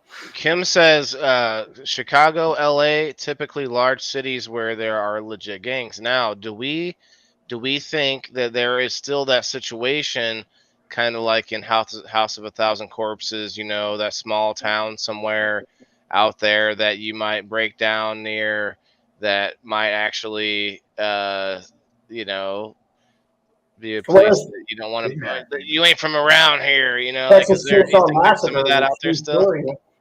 I'm sure there's crazy people everywhere, you know, and I'm sure being in that big area, cities are tougher though with the gangs. Yeah, but I mean, it allows you to like kind of be that. It's like because no matter who comes through here, we know they're lost, or we know that like they know they don't belong here or whatever. You can kind of be that. So I imagine there's. If you know everybody in your hometown, your small town or whatever, you're gonna be like, oh. And it's territorial. It's like, what are you doing here? Like, you know. We have that happen with a lot of festivals. We have music festivals and different cannabis festivals, and then you're going to this small town out in the middle of nowhere, trying to meet up with 100 other people, and everybody in that local area is like, huh, you know. Investigation Discovery has like entire shows based on that. Like, you know, they were just going to see this band, and then. Doing all right, Steve-O? Oh, yeah. Yep, doing good. Look like you were praying for me for a second there. No, it's these lights. Look how bright it is off of the screen. Wow. Yeah, it's nice not having the green screen. I don't have to worry so much about lighting anymore. And I do want to cover up everything, cover up all the brown, but that's going to take a while. What'd you do? Just go back to the basics? What do you have? This is cardboard. Okay. Well, that way, if you ever go to take it down, you can still save all your stickers. You can still make like a mural out of it if you want to. Yeah. I didn't want to put the stickers on the wall because they'd be tough to get off, or they may just come off on their own without me wanting them to. So it's just better this way. Yeah. And I was running out of room. I ran out of room on my horseshoe here. It's not a toilet seat. One of those trifold white ones, like the poster board for my sticker. Oh, that would be cool. That way, like if I want to move it, I can like fold it and transfer. That's a good idea, yeah. Because I won't be able to do that with this. I'm just there's gonna be just some folded stickers, but that's okay. Speaking of your grow room, Waylon, I gotta send you a picture of these cameras I was telling you about to show you. I've been actually looking up more about it because I had them set up the way I had them set up, but I think it will work great for what you're doing. The audio is impeccable. Like I could hear people talking on my porch, and I had it in my living room. Cameras, yeah, that's good. Yeah, I can hear their entire conversations, so it would be great for what you're doing in there. You know what I mean? And speaking of the grow room, and we're talking about travel, like I want to build the grow room in such a way where I can climate control that to whatever climate I want. And right now we're doing, the cannabis is where people are dialing in indoors, but I'd love to eventually have a whole section of rooms, maybe not in my house, but that are all in different like climates, having different types of crops or different things. And I'd love to build farms all over the world, and it has to do with a little bit with travel. Like I want to go places and sort of have this cookie cutter kind of design that I can put anywhere. Quick and easy to do, yeah. Quick and easy to yeah. And you think about it, like people want to travel to places that are temperate and want to live places that are nice climate and nice temperature and everything. So if we can build farms that are like places where no one wants to live, like not necessarily like the most extreme climates, but like just places that are just, I don't know, crappy weather all the time, like rain, stuff like that. Like rain, you can like just places that have less sunshine and less flat ground and all those types of things. What made me think about the cameras was like if you were traveling and like the camera, they're so clear, they actually will send a feed to your phone and you can literally like look in and you can't move the cameras with your phone, but you can like zoom on the feed that's there and stuff and see everything that's going on. So if you're gone for a whole day, I want to see what's going on in there. Like I had somebody going in there to do it. I want to see if they, did what I asked them and stuff. It's kind of that from no matter where you are, it kind of sends it to your phone there and you can see what's going on. I need a camera upstairs so that while I'm down here, I can just check on everybody's doing upstairs. Well, I got check 7 of them. Dogs, check on the boy, see what he's. That's what I was telling you. I got 7 of them, so they're gonna collect that. Yeah, they're gonna collect that. Like I said, you can put them in different corners. I don't give a shit. I was gonna go put them on Marketplace for like what, $10 a piece. I don't really. That money would have got spent on, I don't know, beer. I don't need it. Right. So I'd rather. Speaking of cameras, guys. Speaking of cameras. How about the Mile High Club? Anybody been in the Mile High Club? Yeah, you don't have to answer that. You don't have to answer that. It's almost impossible. Yeah, you're right. I've only ever been in a place that was so uncomfortable. Not what it used to be. I was so uncomfortable in the plane, and like even like the bathrooms are so tiny and all that stuff. Like it felt like my body didn't. It took a while for my body to even adjust. So they do make them like a private jet. Like you could just I touched. Okay, that counts. We're done. Speaking of private jets, I've heard a lot. Again, I listened to podcasts with some comedians that got some. It's like there's like private jets are like like some of them are like don't have bathrooms. Like they're like use this bucket. Like dude, that's it's like a jet doesn't have a private jet. Yeah, that doesn't seem like a very luxurious experience. Yeah, he's like they said that there's some that like you can pay this amount or this amount, but this amount is like, in Major League when the lady wanted them to lose and she gave him that shitty airplane. It was like pop, pop, pop, pop. And they had to read comic books because they didn't have TVs. Like, some of them like not that bad, but equivalent to that compared to what you think a private jet is, like when you watch Criminal Minds and they're up in that damn thing. He's like, yeah, they're not that. They're like, some of them are just like. We talked about hot air balloon. Jason brought that up. It's like, well, what do you think? Like, if you're in that for several hours on a long trip, what do you think you're doing there? Yeah. Are you just looking below to see? Okay, it looks like a wooded area. I don't think. Meanwhile, Joe Dirt's at the bottom thinking he found a meteor. What, Melanie? I said trains would not be impossible. I take trains to San Francisco. Oh, that would be fun. And as far as like what you guys are talking about, like I got just right outside. Oh yeah. What do you call that? Mile or bullet? Track. I don't know. I was trying to think of something quick. Sex on a train. That's what you call it. Yeah. What's up, Kat? I mean, in a 2-hour drive, the guy walks by one time. You know what I mean? So. Right. Is that a smooth ride? Like a pass? It actually is. had never taken a train until I was leaving the hospital after surgery, and they sent me home on train.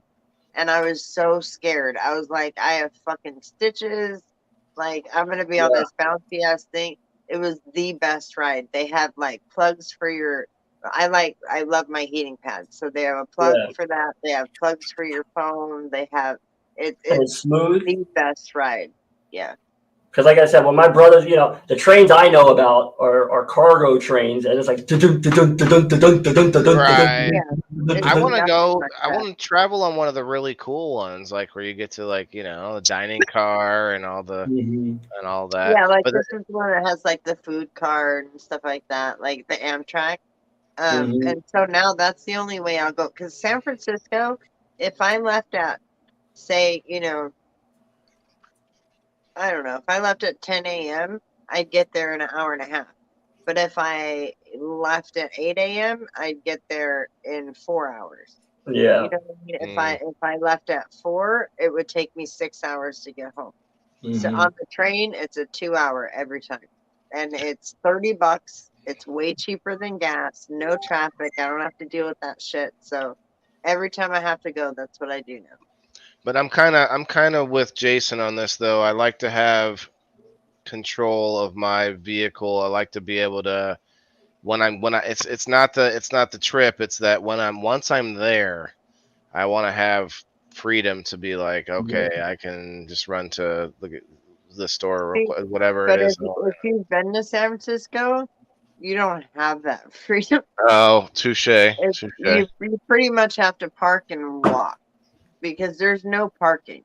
So you're gonna walk or order whatever you need because it's driving there is shit. People will the hills spit on you. They'll cut you. They'll hit you. It's terrible. The roads, go straight up and straight down, and you're supposed to find parking. Well, Dawn is, I think she just got to Pennsylvania from Florida, but they have it they live like the RV life, and sometimes I think about that. I'm like, man, that sounds good. Like, just I want to go here. Like she said, like they went down to Florida, but when they go home, they take their RV home and they don't have to get like a hotel or stay with their family and stuff. And they just they have their truck, they tow it behind them with the RV that they're driving and stuff. And then, when they get there, it's like they got a whole setup. And it's always home. You know what I mean? Like you set your RV up like home. It's always home no matter where you're at. I do like that. Yeah. Yeah. The thought of it is like I romanticize it sometimes. Like, man, that would be I got this house now that I got to clean up after all these kids, and it's like too many rooms. I can't keep up. It's like, man, just have an RV was like not that much stuff. Yeah, but just think about it. When your house starts to fall, like your house, you start to get like, oh, there's too many things that I need to fix up and stuff. That same thing happening to your mobile house, where then you get stuck wherever it is, where it finally it's a lot cheaper to get another mobile home than it is to get another house and fix a house. You better be making some money on the road.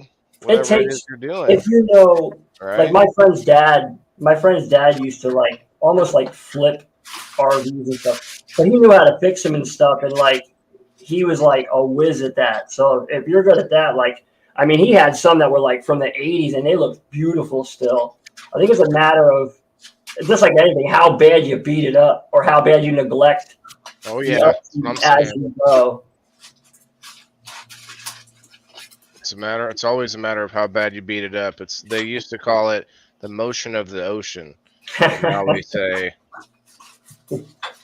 Speaking of the ocean, though, does anybody get seasick? He always gives me shit for having a dirty mind. I don't. I don't mind that on this show. We got to have some of that, That's why that's why we love you. We got to have. If Kat's not going to come up on screen, we got to have somebody here to, throw out some goodies.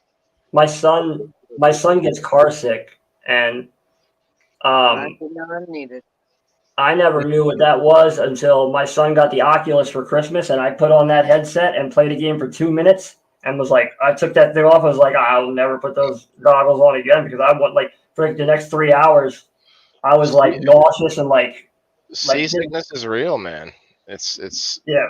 Like I went to Florida for a week, and I went to this. I told this story before, I think, on the show here, but we went there. Let's take my daughter down there, but we decided to go down to Treasure Island in Florida, and there was this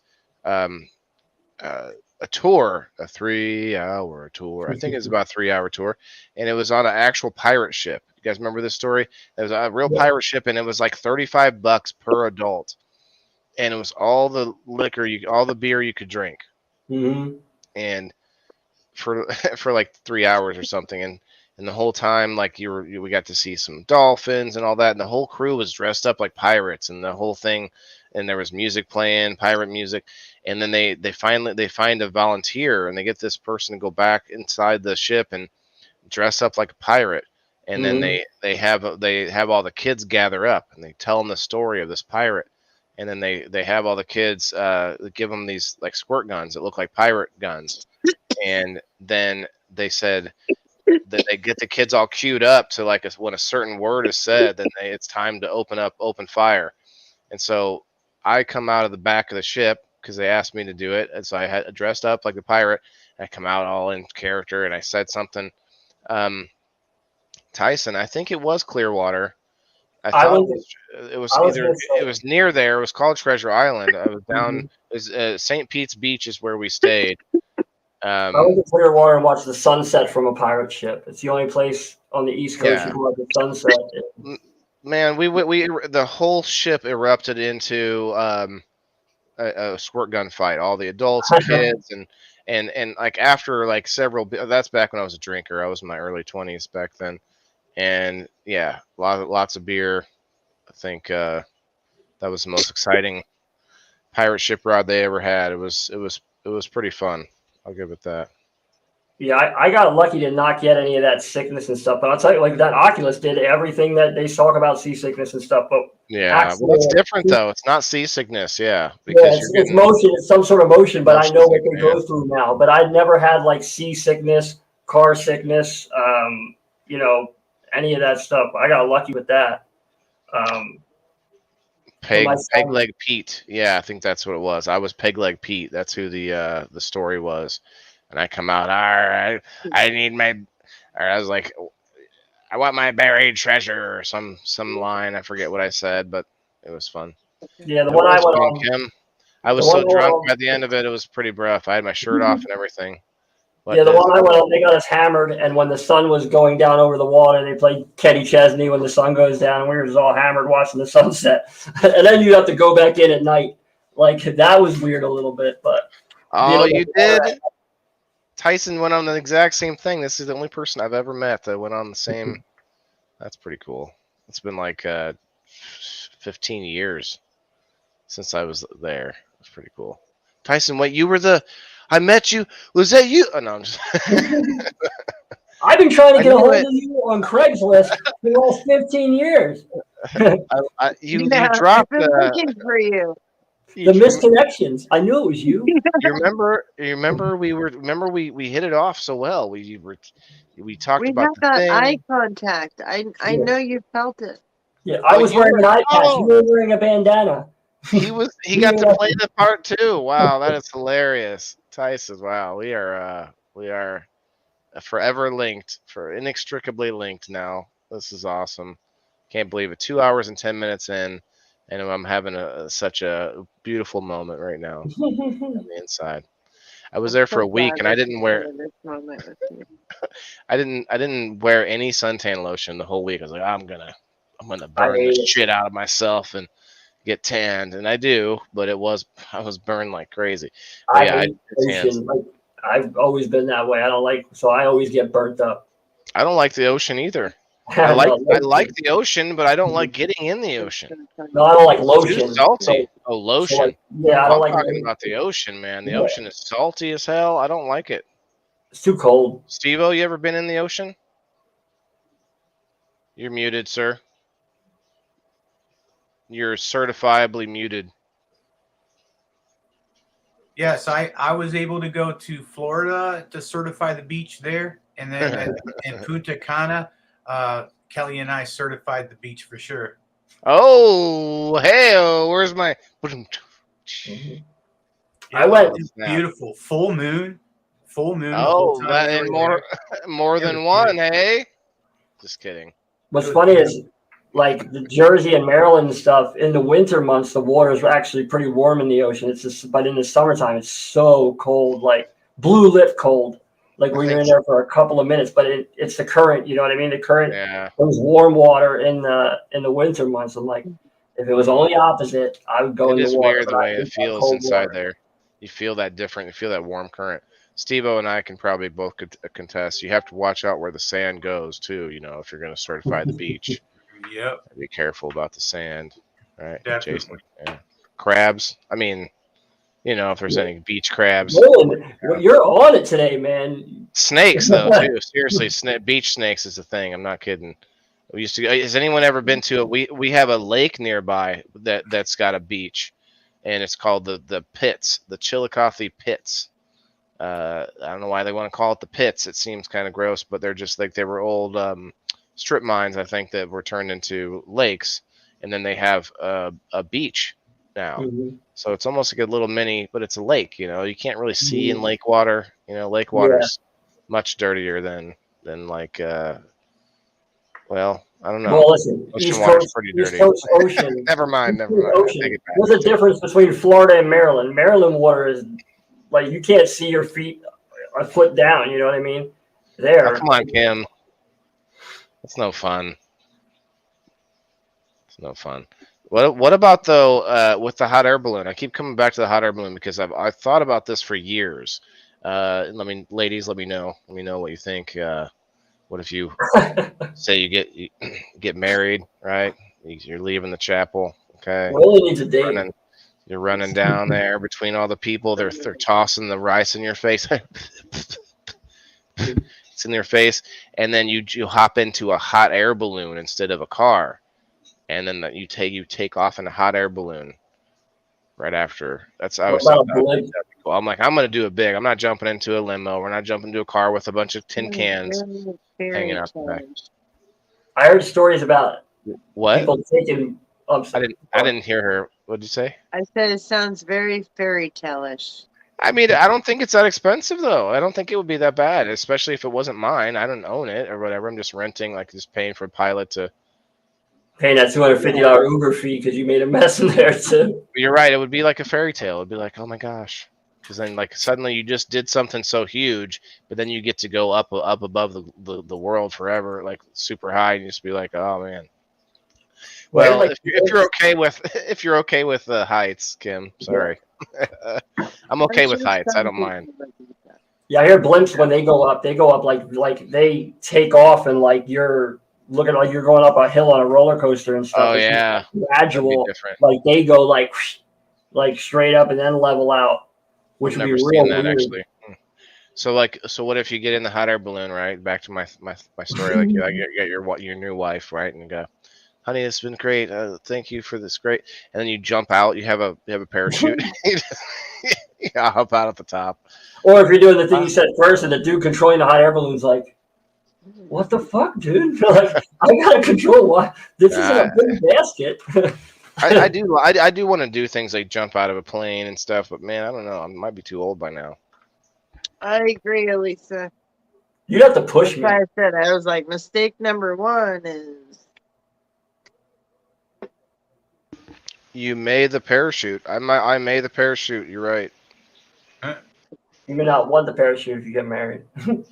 I think she means you may as well parachute. You may need it, is what I think she was going to say. Or may not want it. Jump. Jump. Married, you may need it as well. Depends on who you're married. That's funny. Anyway, I mean, travel is just going to get faster and faster. So some like speed and height, those are things that some people are afraid of, and everything we're building, everything we're trying to innovate with is like, how do we get there faster? How do we get, I remember the story, this was probably 10 years ago, a guy in California was commuting to work, and he had to go around the mountain, and I forget what kind of ungodly amount of time, I forget how many hours it was taking him to get to work. it was several hours it was taking him to get to work every day, and it was some big job, something that he had to do it. But he created this invention where and I tried to find it since, but I don't know if I can find it. Anyway, it's basically like a big warehouse, like box fan, but the fan is pointing on the ground, and you're standing on a cage above the fan. And then there's like a post in the center. So there's no like moving equipment. There's no pilot's licensing required. Mm-hmm. All you really did was like lean with this thing, and he could direct it. Really trust your engineering skills. He was working on it, but his whole point was if he could just hover over the mountain, he could get to work in like whatever it was, like 20 minutes or something like that, rather than like 5 hours or whatever it was. Yeah. I don't know that I trust myself to engineer that correctly. I think he was. I tried it out. I was like, here lies. I'm pretty sure he was. I'm pretty sure he was an engineer, but it was just simple things like that. People are just constantly trying to figure out, okay, Well, yeah, what the was last it guy died. What was it back when we were kids, though? The Rocketeer or something like that? Oh, yeah, the Rocketeer, yeah. He made a spaceship or like a backpack or something was flying around. He didn't make it. He found it, but yeah. The jetpack was always, when you were a kid, the jetpack was like... having a real life jetpack, and there are some of those out there. Let's look at some pictures. Well, they have the water ones. So they have water jetpacks that you can use like out over the ocean and stuff. You see them when you get onto the beach. Like people are like, using water from the ocean, feeding it up. I don't know though. That's not. Just the experience. Just to have the experience of it, though. It's like. Mm-hmm. It would be fun, but I want a real jetpack. Yeah. All right, so there's one that's very similar. Basically, the new version of it. Here you go. This video here is basically the same. Oh, you guys can't hear that anyway, but that's right. Yeah, you guys see that? Him standing on that drone, basically. That's basically what this was, except for this guy's leaning with just his feet like a skateboard or something. Mm-hmm. And everything's super light. Well, isn't that the one that they were saying the real life Green Goblin or stuff like that? Yeah. Because I didn't actually. That's good. That's what it said. That's what it said right at the beginning. Is that what it said? Okay, yeah. That's a good description. Well, I don't remember. I don't remember what movie it was, but it was fairly recent. But the premise of the movie was like the world's kind of like shitty, but you travel time. You don't travel to places. It's not destinations anymore. Like they went time. Like you got to figure out time travel, and like that's how you went on vacation. You're like, I'm gonna go back to like 1930 this week. I'll see you guys next week. I don't remember what movie it was, but I know it was a pretty popular one. I just can't remember. But that was I like. What's that? Oh man, I was just looking at some of this. So there's the water one, but then this guy, I remember seeing this guy. It's like a real life Iron Man type jetpack. I've seen that one before. Can you imagine though? Can you imagine a time when this is like, well, honey, I'm going to work. Yeah. I'm off to work, honey. Here we go. The kids are like, look at Dad fly. Yeah.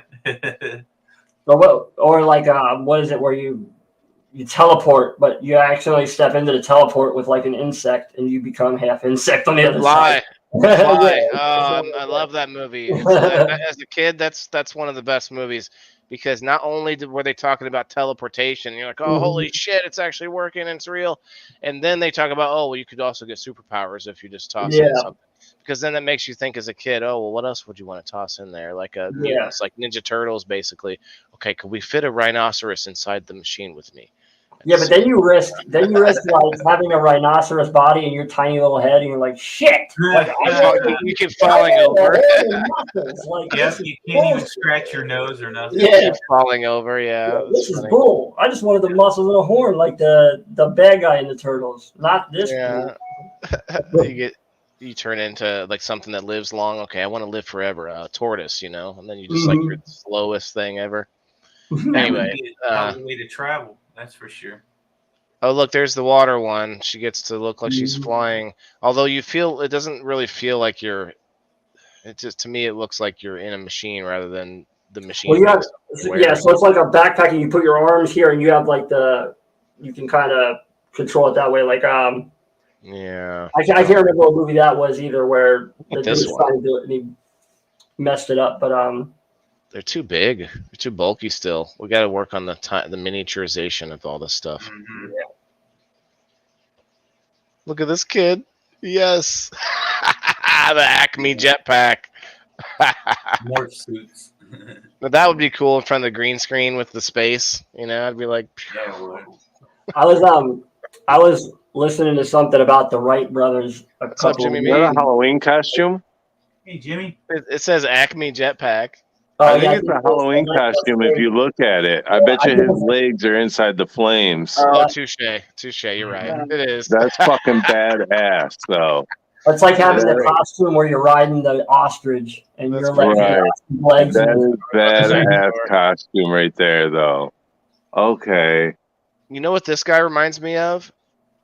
Edward Scissorhands, except he's like Edward Jet Engine Hands. Like, each one of my fingers has turned into a jet engine. I'm sorry, I can't pick anything up anymore. If Edward Scissorhands was a T-1000. I want to see some other cool, like, oh, that's a cool little, like, that's a homemade 2-liter bottles with this little boy. That's pretty cool, actually.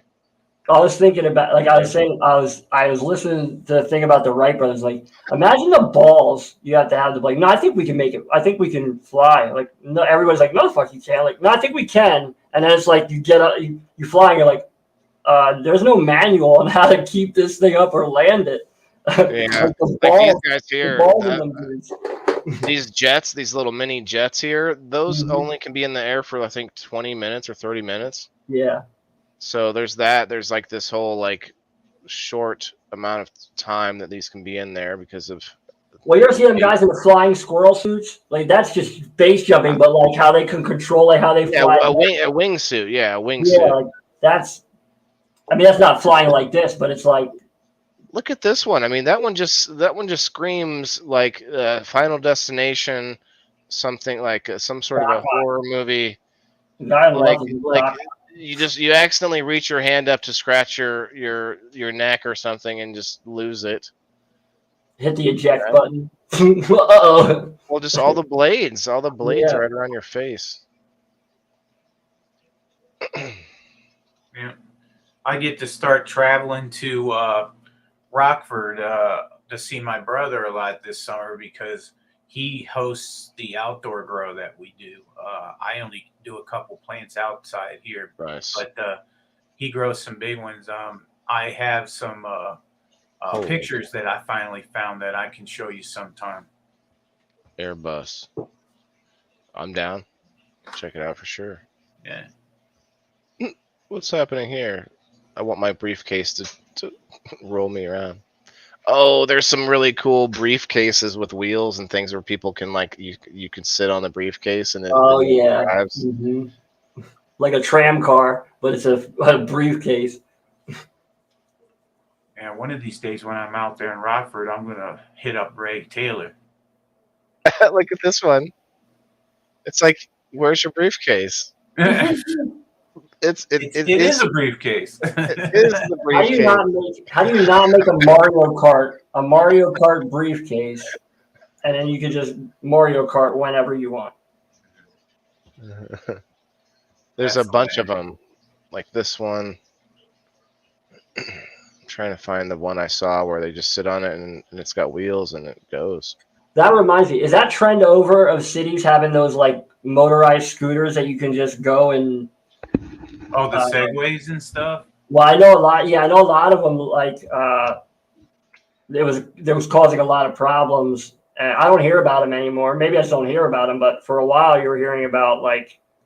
Here it is. Boom! Flying through the airport. There you go, Jason. When you're traveling, doing a lot of travel, boom. That's the way. We have the electric bicycles here where they just have them like randomly throughout the town. And then I guess you just. Yeah, that's what I'm talking about, like the kiosks of them that you can just go and kind of. You're supposed to put your card in. It's not even a kiosk. You just like kind of park them somewhere. And yeah, it's weird. I don't know. I've never used it. I know for a while it was like scooters, and he was saying, like Steven was saying, segways, and then the motorized bikes. But yeah, I don't remember what they said, but there was like a big problem that they were having with them and stuff, or with how people mistreat everything. So. Oh yeah. I can't imagine somebody not like. There's got to be some people falling over in some of these. Like this lady, she's already shown you what not to do. Yeah. That's how you show up to a tailgate with a cooler like that. Like, oh yeah. Man. That's how you drive around the stadium at a game. That would be badass. Actually, that's a good idea. Just from the hell of an idea. Going to events, like any of that. That's a good idea. Not just for travel, but taking this for like you can keep stuff in it. You can drive around events on it. Man, that seems lazy and a genius at the same time. The traveling vendor, you're like a food truck, but whatever you have in your cooler. Yeah. I mean, and I'm not kidding, man. The swag that they give out at some of these events, like I can't carry it all. I don't like. Sometimes you'll find a spot that like the vendor that's giving bags out, and then you get the bag, and you can stuff the bag full of stuff. But that's just not always the case. Look at this thing. While you're looking into that, Waylon, type in real quick: next generation air transportation system. I'm looking at some of that on here, but next generation air transportation system. We're sinking billions of dollars a year into it right now.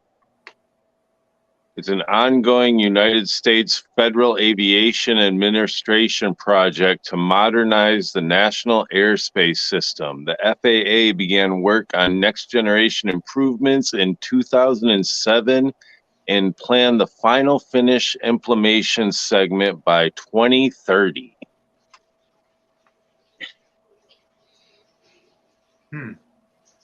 Is this the one I was talking about where they go straight up and straight back down, or no? This looks like what is next gen? They show the images if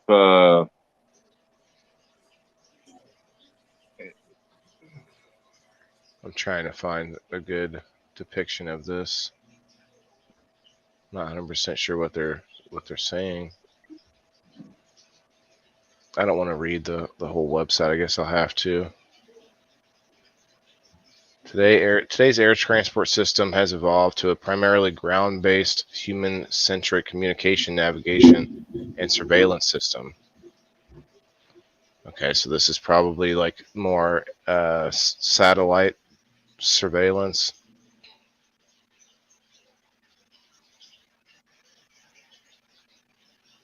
It's to basically fly the planes unmanned.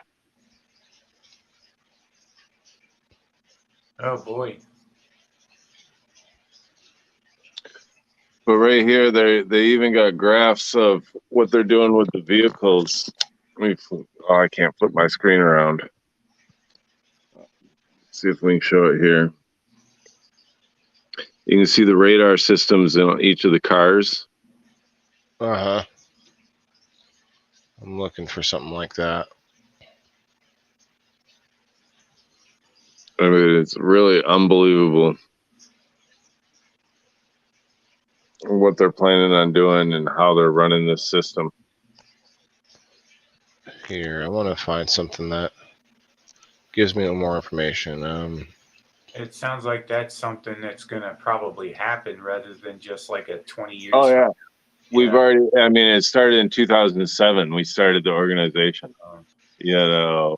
February 15th, 2023 was the last article that we have here on Google with the Federal Aviation Administration. Here you go. Integrated flight planning allows immediate access to identical weather information through one data source. Surface traffic management, operations, data, communications, expedite clearances and reduce communication errors. Automation reduces taxi times and enhances safety. See, that's the same argument with the cars. If automation can get that number down even just a little bit below what we have the human error now, which we are all agree that it's still going to consist of human error, maybe less, maybe more, because you have less humans inputting data. That could be more error, not less. You never know.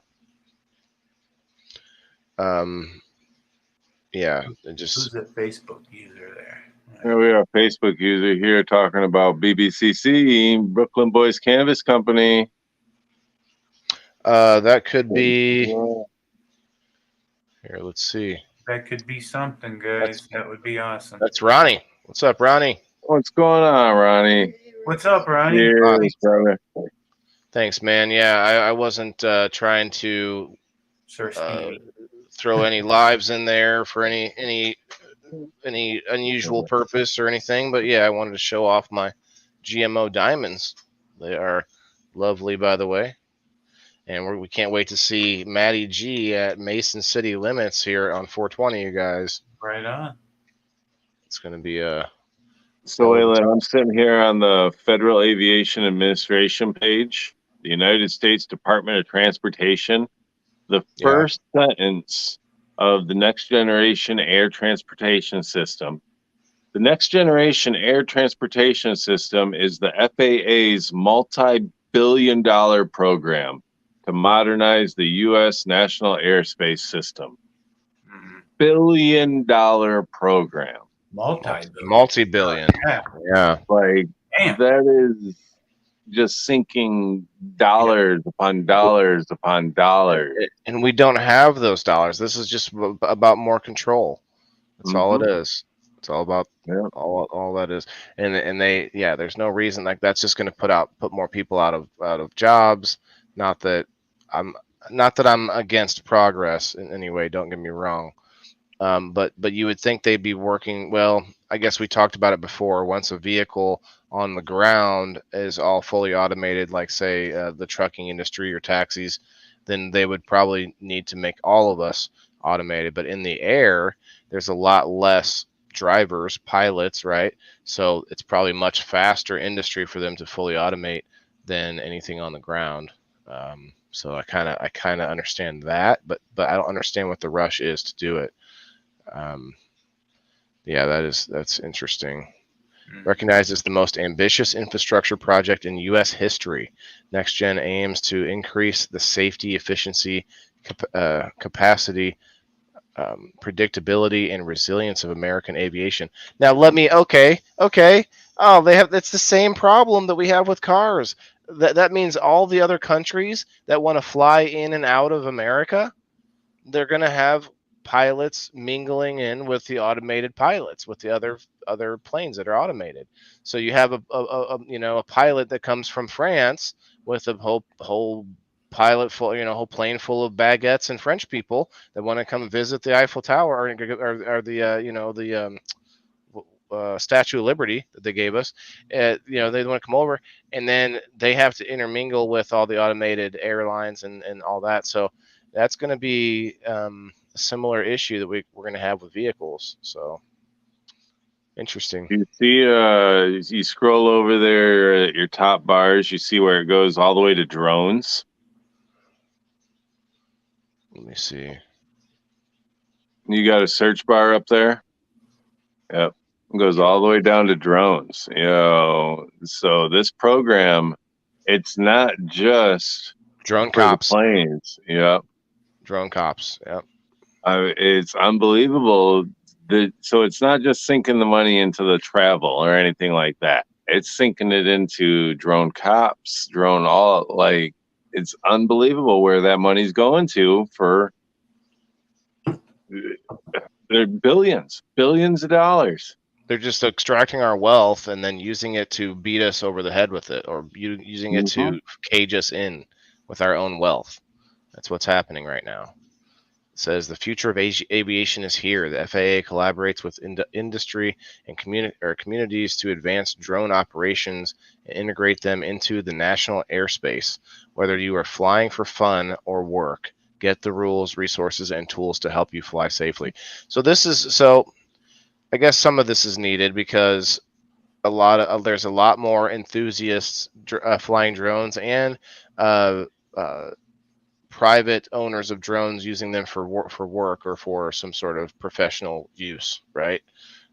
So there is a lot more of that. So maybe there is a need for us to sort of put some ground rules down. Well, you got to figure some of our rules and laws. Our first commercial air flight was 1914 from Florida to I don't remember off the top of my head. I looked it up earlier.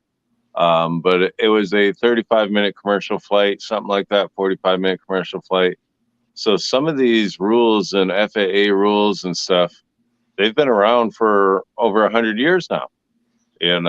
So the rules and laws and regulations should change, especially with the drones and small one-man aircrafts that are out there now.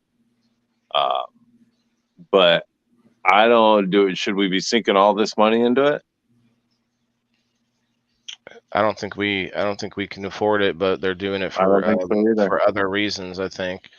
And once I honestly, this seems like such a far-fetched thing to some people, and maybe it is to me as well. But the first one of these space race people, I mean, Elon Musk is not the only one. There's a lot. There's not just a few. Even there's a bunch of different shapes and sizes, and all along the spectrum of different specialities that people can go after in the space race. There are different companies doing it, and the first one to get up there, and this has been said, I forget who said this, but it's like the first one to lasso like an asteroid that's like made up of like whatever 50% gold or whatever it is, precious metals of some kind, because we can find out. We can scan them ahead of time, and eventually it'll be a thing that we do where we actually get precious metals and materials from our solar system. But anyway, the first one that does that is going to be the first trillionaire. That's what somebody was, I forget who was coined to say that, but it's just funny because I could see that sort of like getting us a get out of jail free card from all of the debt and garbage and stuff that the government here is paying, spending our wealth on. Basically getting a do-over free card by some miracle of chance that we find some astronomical wealth somewhere outside of the planet. Anyway, it's a fun thought, but it's also not that far off, to be honest. It's going to be a thing eventually. We're almost there. Whoa! What's the crackle and pop? Oh. It was probably just a regular rapper or something, Steve-O, but it sounded so loud, didn't it? It was like, what happened? Yeah, I was unwrapping my edibles, but yeah, that sounded like an earthquake.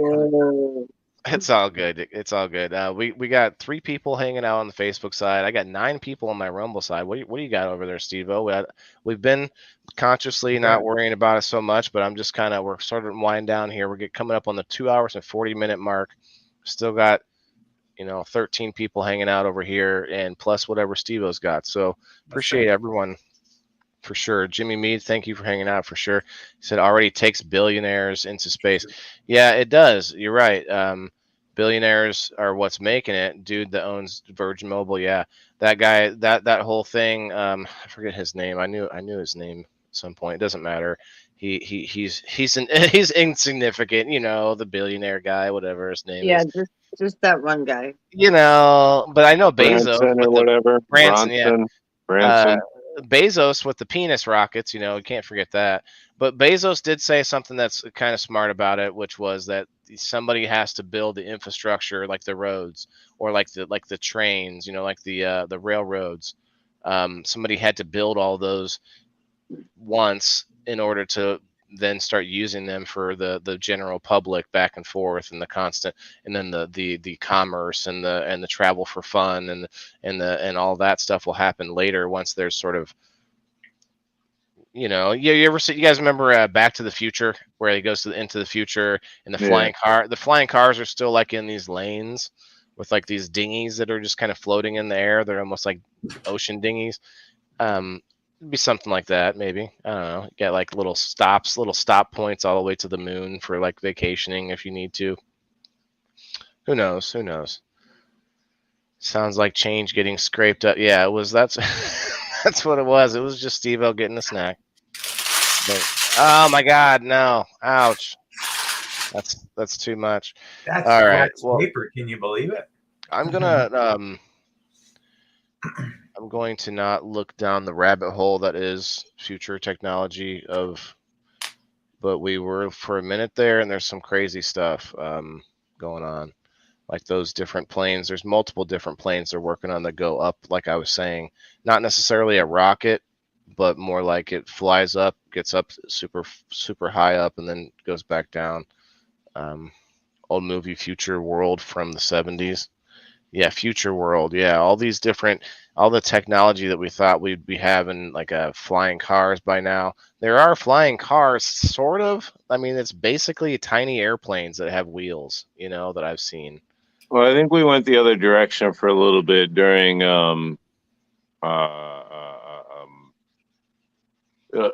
making like submarine cars that go on in through the water and stuff like that now instead of flying. It seems to be a lot of our vehicles can be almost submerged, because the snorkeling system and stuff like that. Amphibious cars floating on top.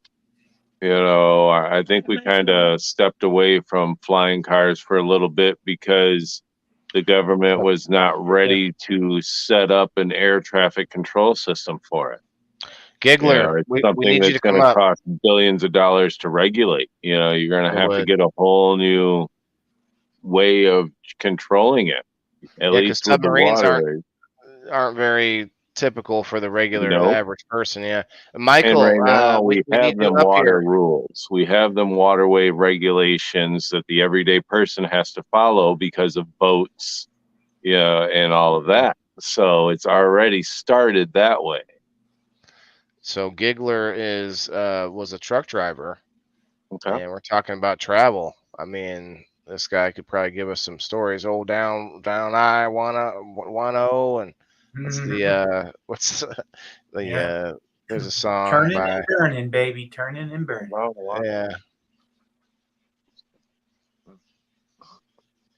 Yeah. I did like living almost like camping all the time with the travel. As far as in the military in Iraq, it was kind of like you're camping all the time. You're just like, living out of a duffel bag and moving to the next base or whatever. And it had a little bit of a travel feel to it. Like I was just kind of going from location to location all the time. Why they started this update of the airspace you was just talking about. Why did they start it? I don't know, Jimmy. Probably because they need Skynet up and running as soon as possible. Basically. Now, then you have the whole Elon Musk thing, which I keep bringing him up, but he's in so many travel-oriented things, like the Starlink. Keep shooting up the smaller rockets in the lower atmosphere, and they're just trying to make this blanket of them across.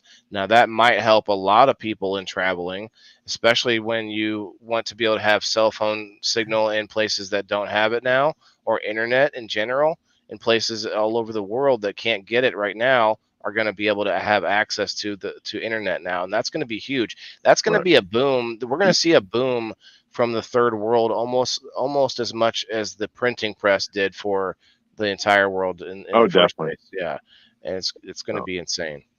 And to go with the flying cars, we do have the technology, or the programs have already been started. They're actually basing it on the Jetsons movie, the Jetsons films. If you pay any attention to it, back when the Jetsons were being made and stuff like that, they were on a flight path. Our planes today fly the same exact flight path every single time. They fly to Vegas one direction, from Chicago to Vegas. They're flying the same exact path, the same exact flight highway.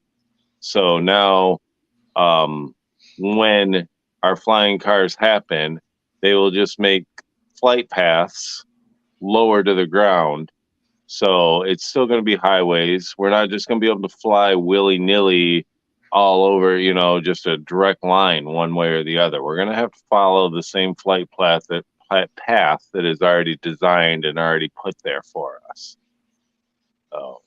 Yeah, this is why they went with the whole tunnel idea, because they think everybody, if we went with flying cars, everyone would have to have pilot's licenses.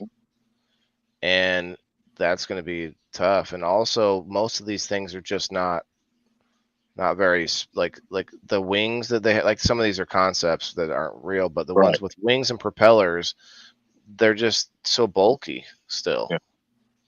It's going to be more of a hover. I really believe if it comes down to it, it'll be more of a hover. I don't think we're going to be able to fly hundreds, get up to the commercial air flight line. I don't think we'll be able to fly that high. No need to. I mean, although somebody will want, they make things now that do this. It's just that they're not practical vehicles yet. Like, look at this giant wings. Holy cow. That one looks like a hover. It's more of a glider. Yeah. Or they're really tiny with they can carry very little weight. Right.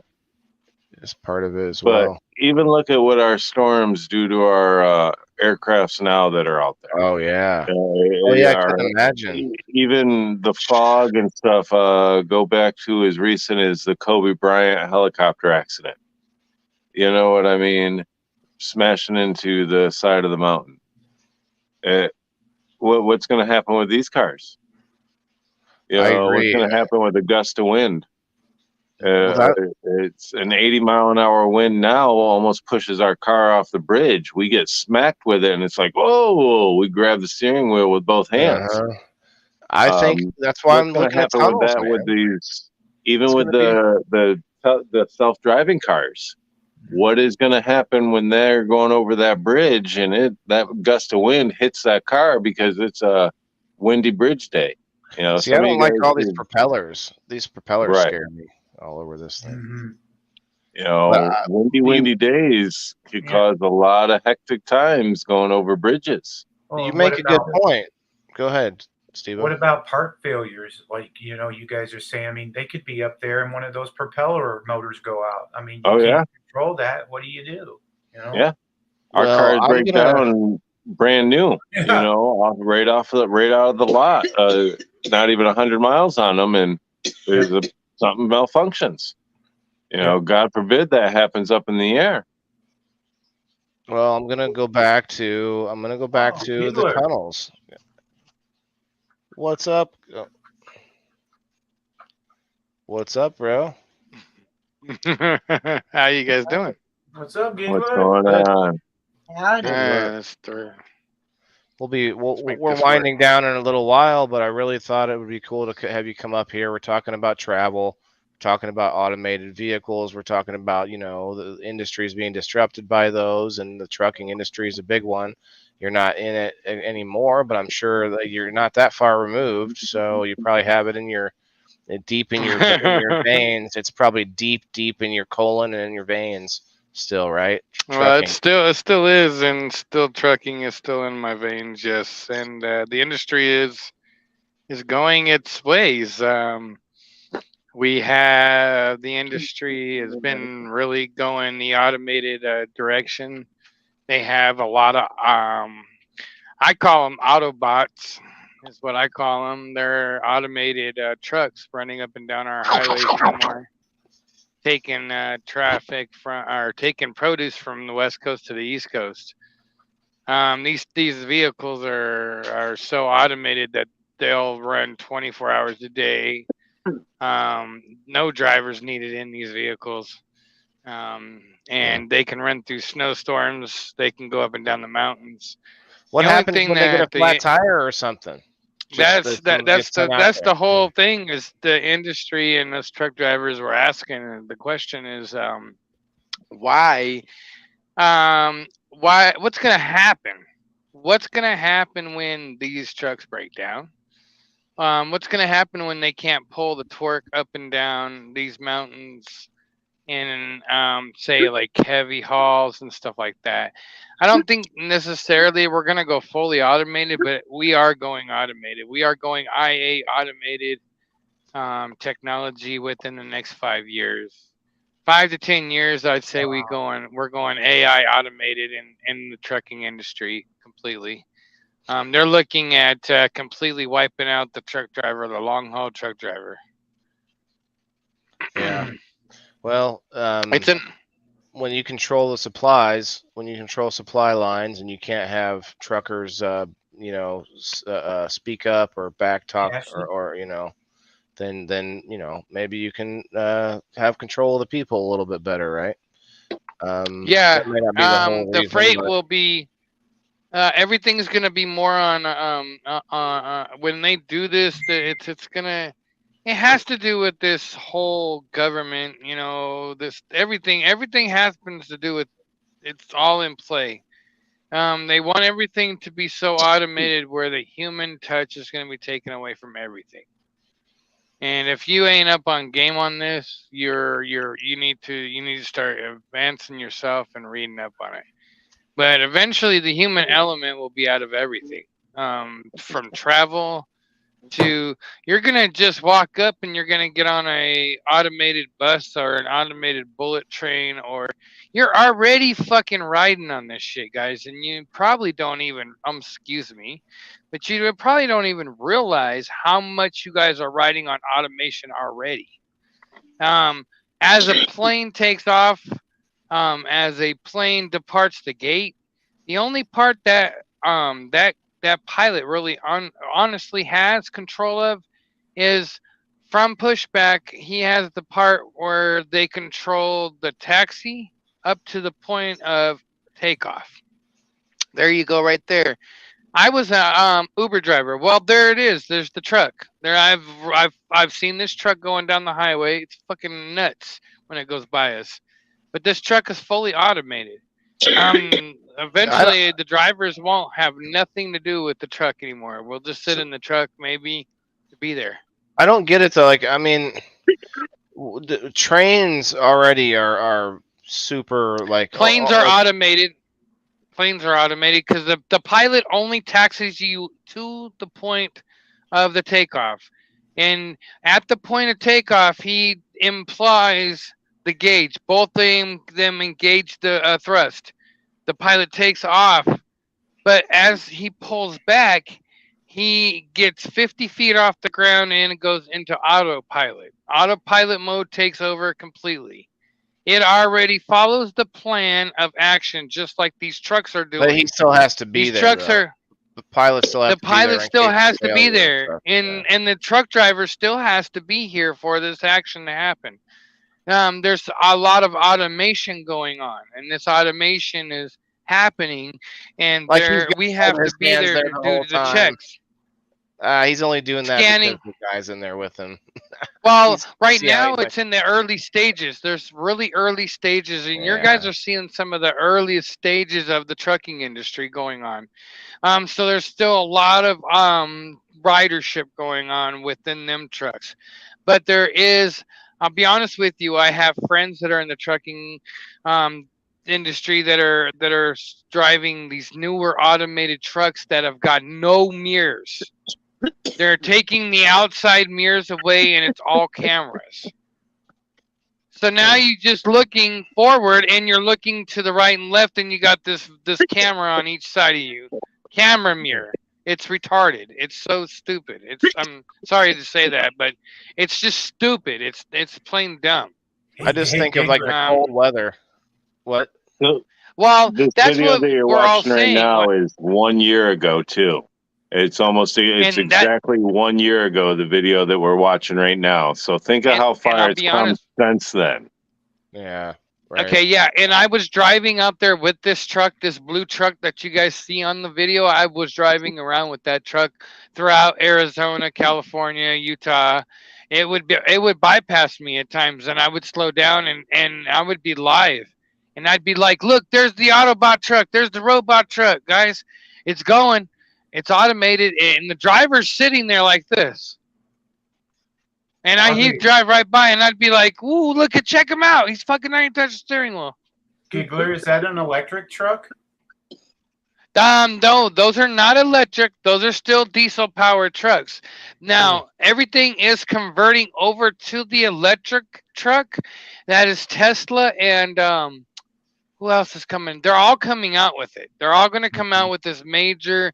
So the thing is, the infrastructure for this. They're already complaining, just like California already put the regulation on the trucking industry and caused this to go 55 miles an hour. Oh, well, now you got these new regulations. We have to do these new California EPA regulation laws. And it turned into bullshit because it really honestly took out the small guys that couldn't afford it anymore. Right. And that's what the big guys want from regulation. That's why Facebook asks for regulation, because they know that they can handle it, but all the competition can't. But anyway. Exactly. It's going away. That's why I'm saying this. I hate to say it, but it's all part of the New World Order action. And if you ain't paying attention to what's going on in China and overseas, it's all happening there too. And the One World Order is going into effect. It's just a matter of understanding why and when, what's going on. Automation in travel is all part of the One World Order. I talked about it a little bit. I didn't. So when I talk about things that may have, it's not meant to scare nobody, but it's gonna that's happen. what I mean. I don't use certain terms, but I talked about that already, because they do want to restrict our travel. They want us to restrict travel from anybody in any sort of a class lower than the like 0.001% or whatever. And that's it's not really conspiratorial. It's all by design, because like only the rich can really travel during when COVID was really still going on, even though it was like a year into it. Yeah, had to be essential or rich. Remember there were pictures of like what's his name, Thor, Chris Helmsworth, traveling and like on the beach and things and stuff, and like and he felt so bad that he had to be treated well and didn't have to wear a mask or something. I forget the story, but it was just this stuff where like the privileged people can still travel. If you see that video right there, that top machine right there, that top machine on the very top level is and that is not a taxi. Well, that is a taxi now, but they got smaller versions of this same thing, same concept. It is here practicing these delivery and running through these mock cities, and it's doing what it's going to call delivery. So if you order food, it's no longer going to be somebody through DoorDash or Uber Eats. It will be an automated robot that shows up to your house, and you go outside and pick up your food. And this machine, this box like that, it looks just like that, but it's a box, and it's kind of like from the movie. You guys remember damn it, the spaceship one where the kid he's in lockdown, and they had the automated robot that comes into his room. The Last Starfighter. God, what about the other one where the kid finds the spaceship that's sentient? Flight to the Navigator. Yeah. Okay, so he's in there, he's in the room, and he's got the robot, and he gets in the box. Same concept, same idea. So they're gonna have that. That's what's already here in Vegas, and it's being operated to go around town and to deliver. Domino's pretty much has got this motherfucker. So but we're talking about how they're slowing down our travel, right? By making it delivery, making you not able to travel for cost. But then now they're also ramping up what? They're ramping up digital travel. So what happens is you're going to be able to put on, the metaverse, but you're going to be able to put on a VR helmet, and then you can be down fifth row at the big game that's actually happening live. It's a real game that's happening, but you can actually feel like you're down by the court or whatever, just by putting on VR. And so they're making it more and more like, like I've you're been actually saying traveling this there. for years before I ever met any of you guys, and I've been saying it. My mom has finally come up to me and she said, Michael, I hate to say it, but you've been so right for so long. And there's gonna be people that are gonna, I like I said, I hate to use the term one world order, but it is part of a whole effect of things. And if you don't understand it, research it. Start researching a little bit about everything that's going on, because there's a lot more than just the one world order effect. The one world order effect is the whole world coming together. It's not. It's all these. All the governments want one. They pretty much want one money, one rule, There one are way, people one. out there like that, yes, and there's always going to be. No, there is. It's Oh wait, gonna what am I doing here? happen, but it's for, and that's what's going on with this exactly what you're talking about. That's what's causing all of the travel, all the automation going on. They want to control Some of it everything. is just progress, though. I got to push back a little bit. I am not one Okay. person that thinks that you can. Even the companies that do own most things, like BlackRock and there's another one, I forget the other name. BlackRock's just more memorable. But even within them, there's millions of people. Like, there's human error, there's different agendas, there's different opinions inside of all that. People can't, there's no way we can be that cohesive to run. And so, yes, there are always going to be people all over the planet that want to do this. But some of this automation is part of progress in natural. Like the whole VR, the whole Well, AI, the all that alien stuff's thing happening whether coming we out. like it or not. There's a singularity that's happening where our technology keeps going faster and faster and faster. They say it's from alien technology that they're researching. They're just starting to let everybody yeah, I know saw about Transformers it, which is too. retarded. I mean, I'm sorry, excuse me the beginning, but that's ridiculous that they would say that. I didn't mean to say it. It's ridiculous that they would say that they're all of a sudden that they're coming from alien technology when we already know this.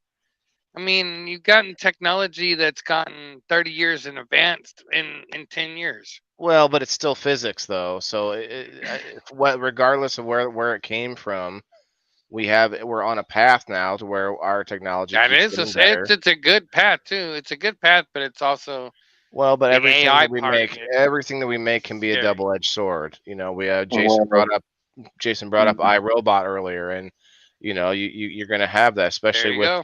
some of these AI-driven vehicles are going to have accidents. What were you You going to have say, AI in the websites. You Jason? saying the go ahead. I'm double-edged sorry. sword?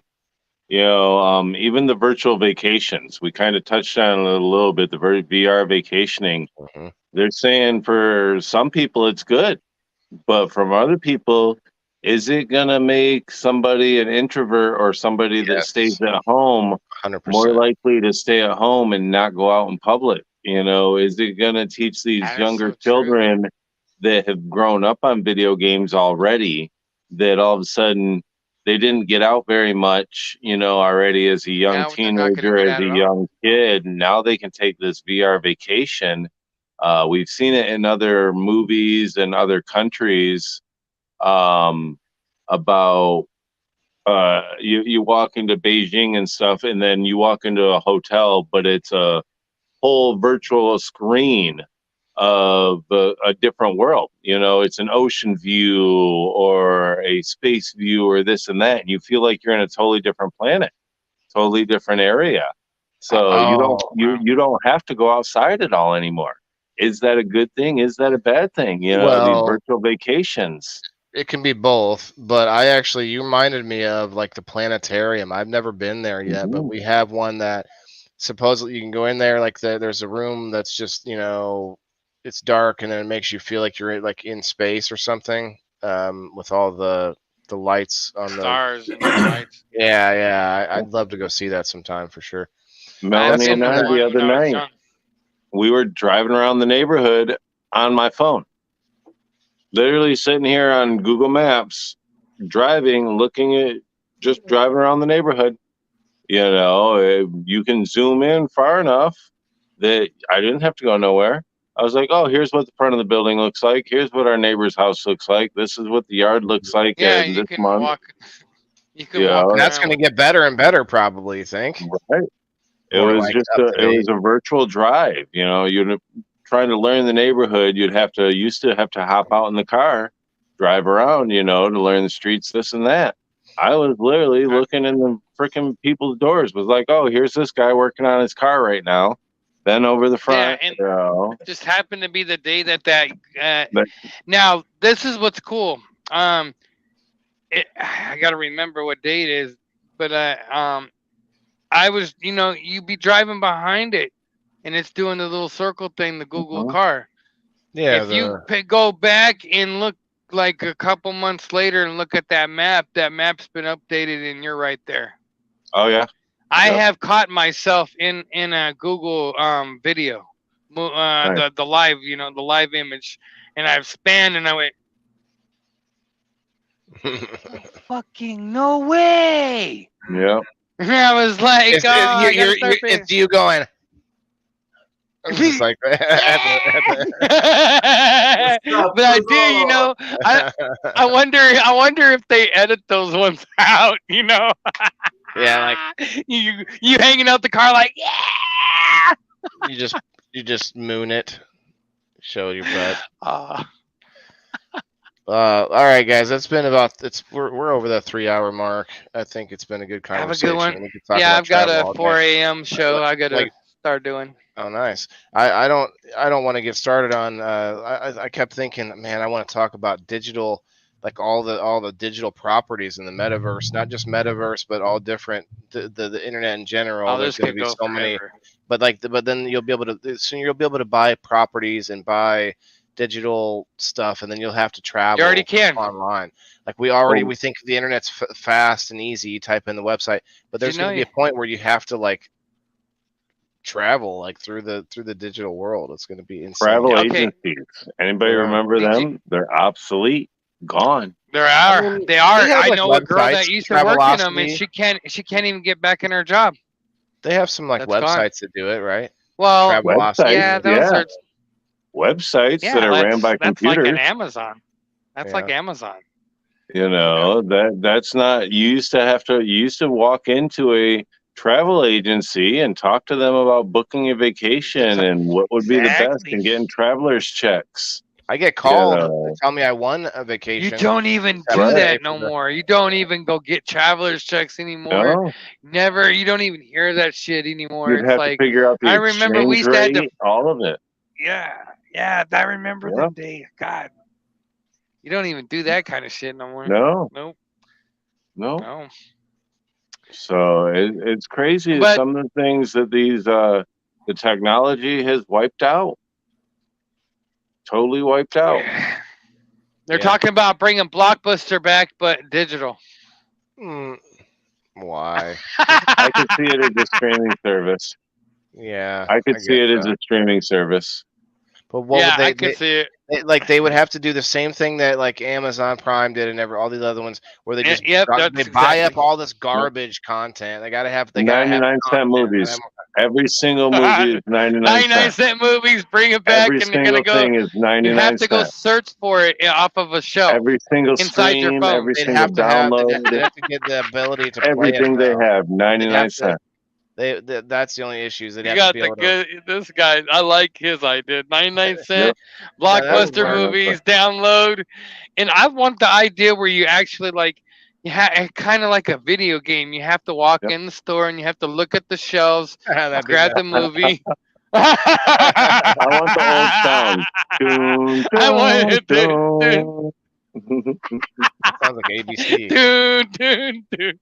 That's the doorbell. Somebody coming in. Hey, can we rent games? Can we rent video games systems too? That would be cool. 99 cents. What would they rent though? What would they rent? They'd have to get copyright claim, or they have to be able to rent something. Digital file, bro. Digital file. Could you imagine the amount of people that would do it for 99 cents? They would be able to pay for it with no problem. Be a billionaire. Yeah, millionaires. they would with have no to pay, problem. because like Netflix and Yeah. Disney Plus, all these places, they're Hey, buying the rights to these hey, different what? Blockbuster still properties. has their rights, okay? They don't have to buy I don't know. nothing They new. might have some. Just They might have come back some. out with the They old probably stuff. sold a lot. I can't imagine they have all the same rights to all their We properties. pay for What? probably on average, the average person probably has 3 to 5 streaming services. How many days a week do you sit down to actually watch some streaming services? I don't have. Or I only have one. on movie night, He's like, you sit down at dinner time and you're like, oh, I'm going to watch a movie. Here's 99 cents. All right, I'll pay $1 tonight to watch a movie. I'll Right, pay fuck a yeah, you get dollar it for tomorrow night 24 to play hours. a That's game. it. You get it for 24-hour digital I'll file. pay a 24 dollar hour tomorrow digital night file. to play a game. All of a Oh, sudden that week, you shit on Friday night, you sat down with your significant other and you watched 4 movies. I That's could not screen accounting record the it. 3 other ones that you watched during the week. So I get to they're keep them making for that free. money. Boom, boom, boom, boom, boom. That's a I smart think it would idea, work. dude. I think it would 24-hour work. fucking digital file for $1. $1. Yeah. It's a rental file, so the Yeah. file's no good after 24 hours. Boom, Yeah. it just it disappears. No, you just Gone. screen record it. It's free. No way to screen Okay. record. Can't. No. I'm sure it's already out there. I'm sure it's already out there. I'm sure we're It is. thinking of I something do it that's already already. there. I do it already for people in the boxes. Right. Steve-O, Melanie said for porn, it'd be perfect. it was good talk. Good seeing you, bro. You too. Haven't I talked miss to you, you. man. Yeah, I Man. miss you, bro. I've been just, trying to do my thing, then I'm catching snakes around in the Yeah. grass. I had to, cut their heads off. No, I'm just joking. Yeah, there's lots of snakes in the grass. I've come to find out. Yeah, When you're traveling, you have to watch out for snakes in the grass. that's right. Yeah. When you're traveling. Snake. That's right. That's right. They'll get you. Even when you're sitting at home. Everybody, thank you. Find a way. I appreciate you Giggler. guys. See Real you quick again. before you leave, I'm glad you're in a more like permanent location, right? Are you going to be there for a while or no? It's up in the air for a minute. All right. Well, I do want to promote you. So let me know if you want to give out a T-shirt this Sunday. We'll get you up there and talk about what you're doing and whatnot. Yeah. So let me know, Appreciate man. you. Thank All right. you. Have Need a good it. one. I appreciate it. Thanks. Thank you.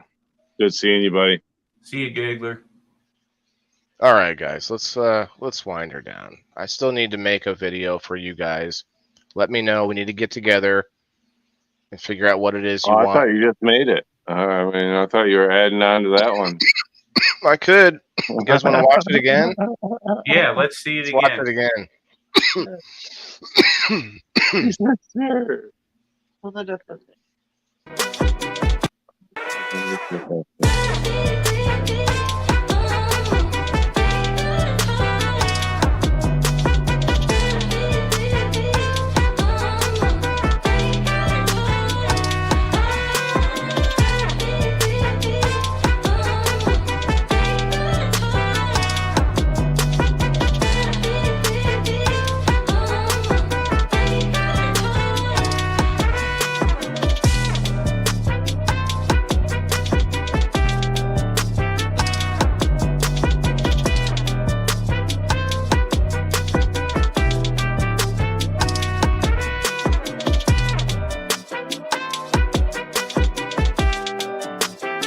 I love it.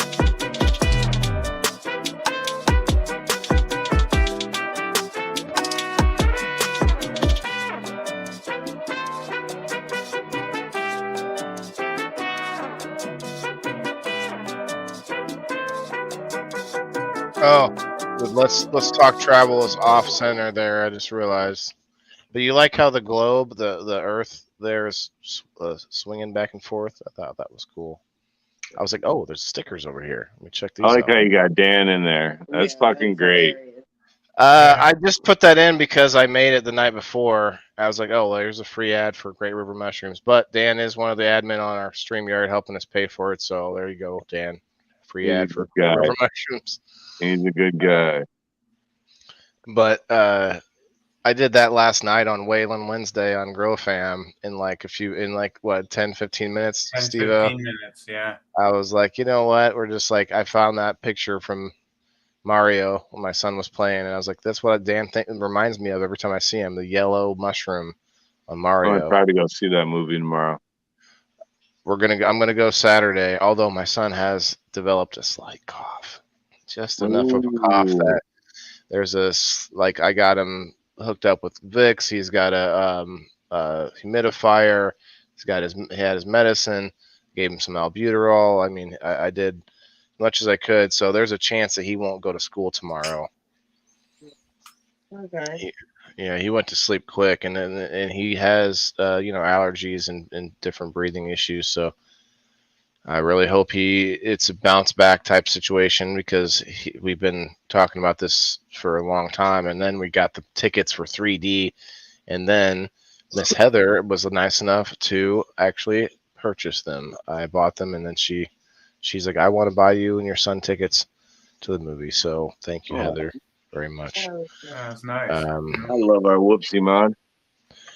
Yes, so we really want to go, but man, if we gotta stay home, we gotta stay home. Right. But yeah, I think that's gonna do it for us tonight, you guys. Got 6 people. Got people coming back in here. Thank you guys for coming through. If you haven't hit the reactions yet, please do, and please hit the notification bell on whichever place that you're finding us at, and you'll see this video, or you see more of our episodes more often. Sometimes people are having trouble finding them, so I like to do the invites too, but it's just much easier if you hit that bell for us. So I looked at the event that you shared. We had 8 reactions on it. Which one? Whatever one I reacted to, there was only 8 reactions on it. So there was a Grow Fam event, then Okay. there was a Wayland the Indoor Farmer event made, and then at the last minute, for some reason, I couldn't invite people to the Wayland the Indoor Farmer page one. So I added my profile. If you guys see that I added my profile, for one, because I figured we would see some more people, which we did, but 2, for some reason that one I can go into and invite from my friends list to that event. So there were like 3 different events. So yes, it kind of spreads people out, and maybe there's a psychological effect that maybe people are like, oh, there's only 3 people. Who knows? But I'll figure it out. One day we won't have to worry about all that garbage. Yeah. But yeah, thank you guys if the very much. notifications worked, would be fine, but half the time they don't. Yeah, it just gets lost. So, and there is another spot open. So let me know if you guys create something over on the Rumble, because that's a real, like, a legitimate up and down. I mean, we had it goes up and down lately with all the traffic going on, but it's regardless. So let's get out of here, guys. Thank you very much again. By the way, I do love my dragon egg. You guys saw. You that. got one, eh? Yeah, I did the unboxing and did Oh, then okay. So does it go inside? I have it's a hot knife head. He's got a blade on his head. It's a 510 battery, and you put the hot knife blade head on there. Okay. Yeah, and the ear has a hole there, right? So I can now at the event coming up, Mason City Limits, Mason City, Illinois, guys, go check it out, 420.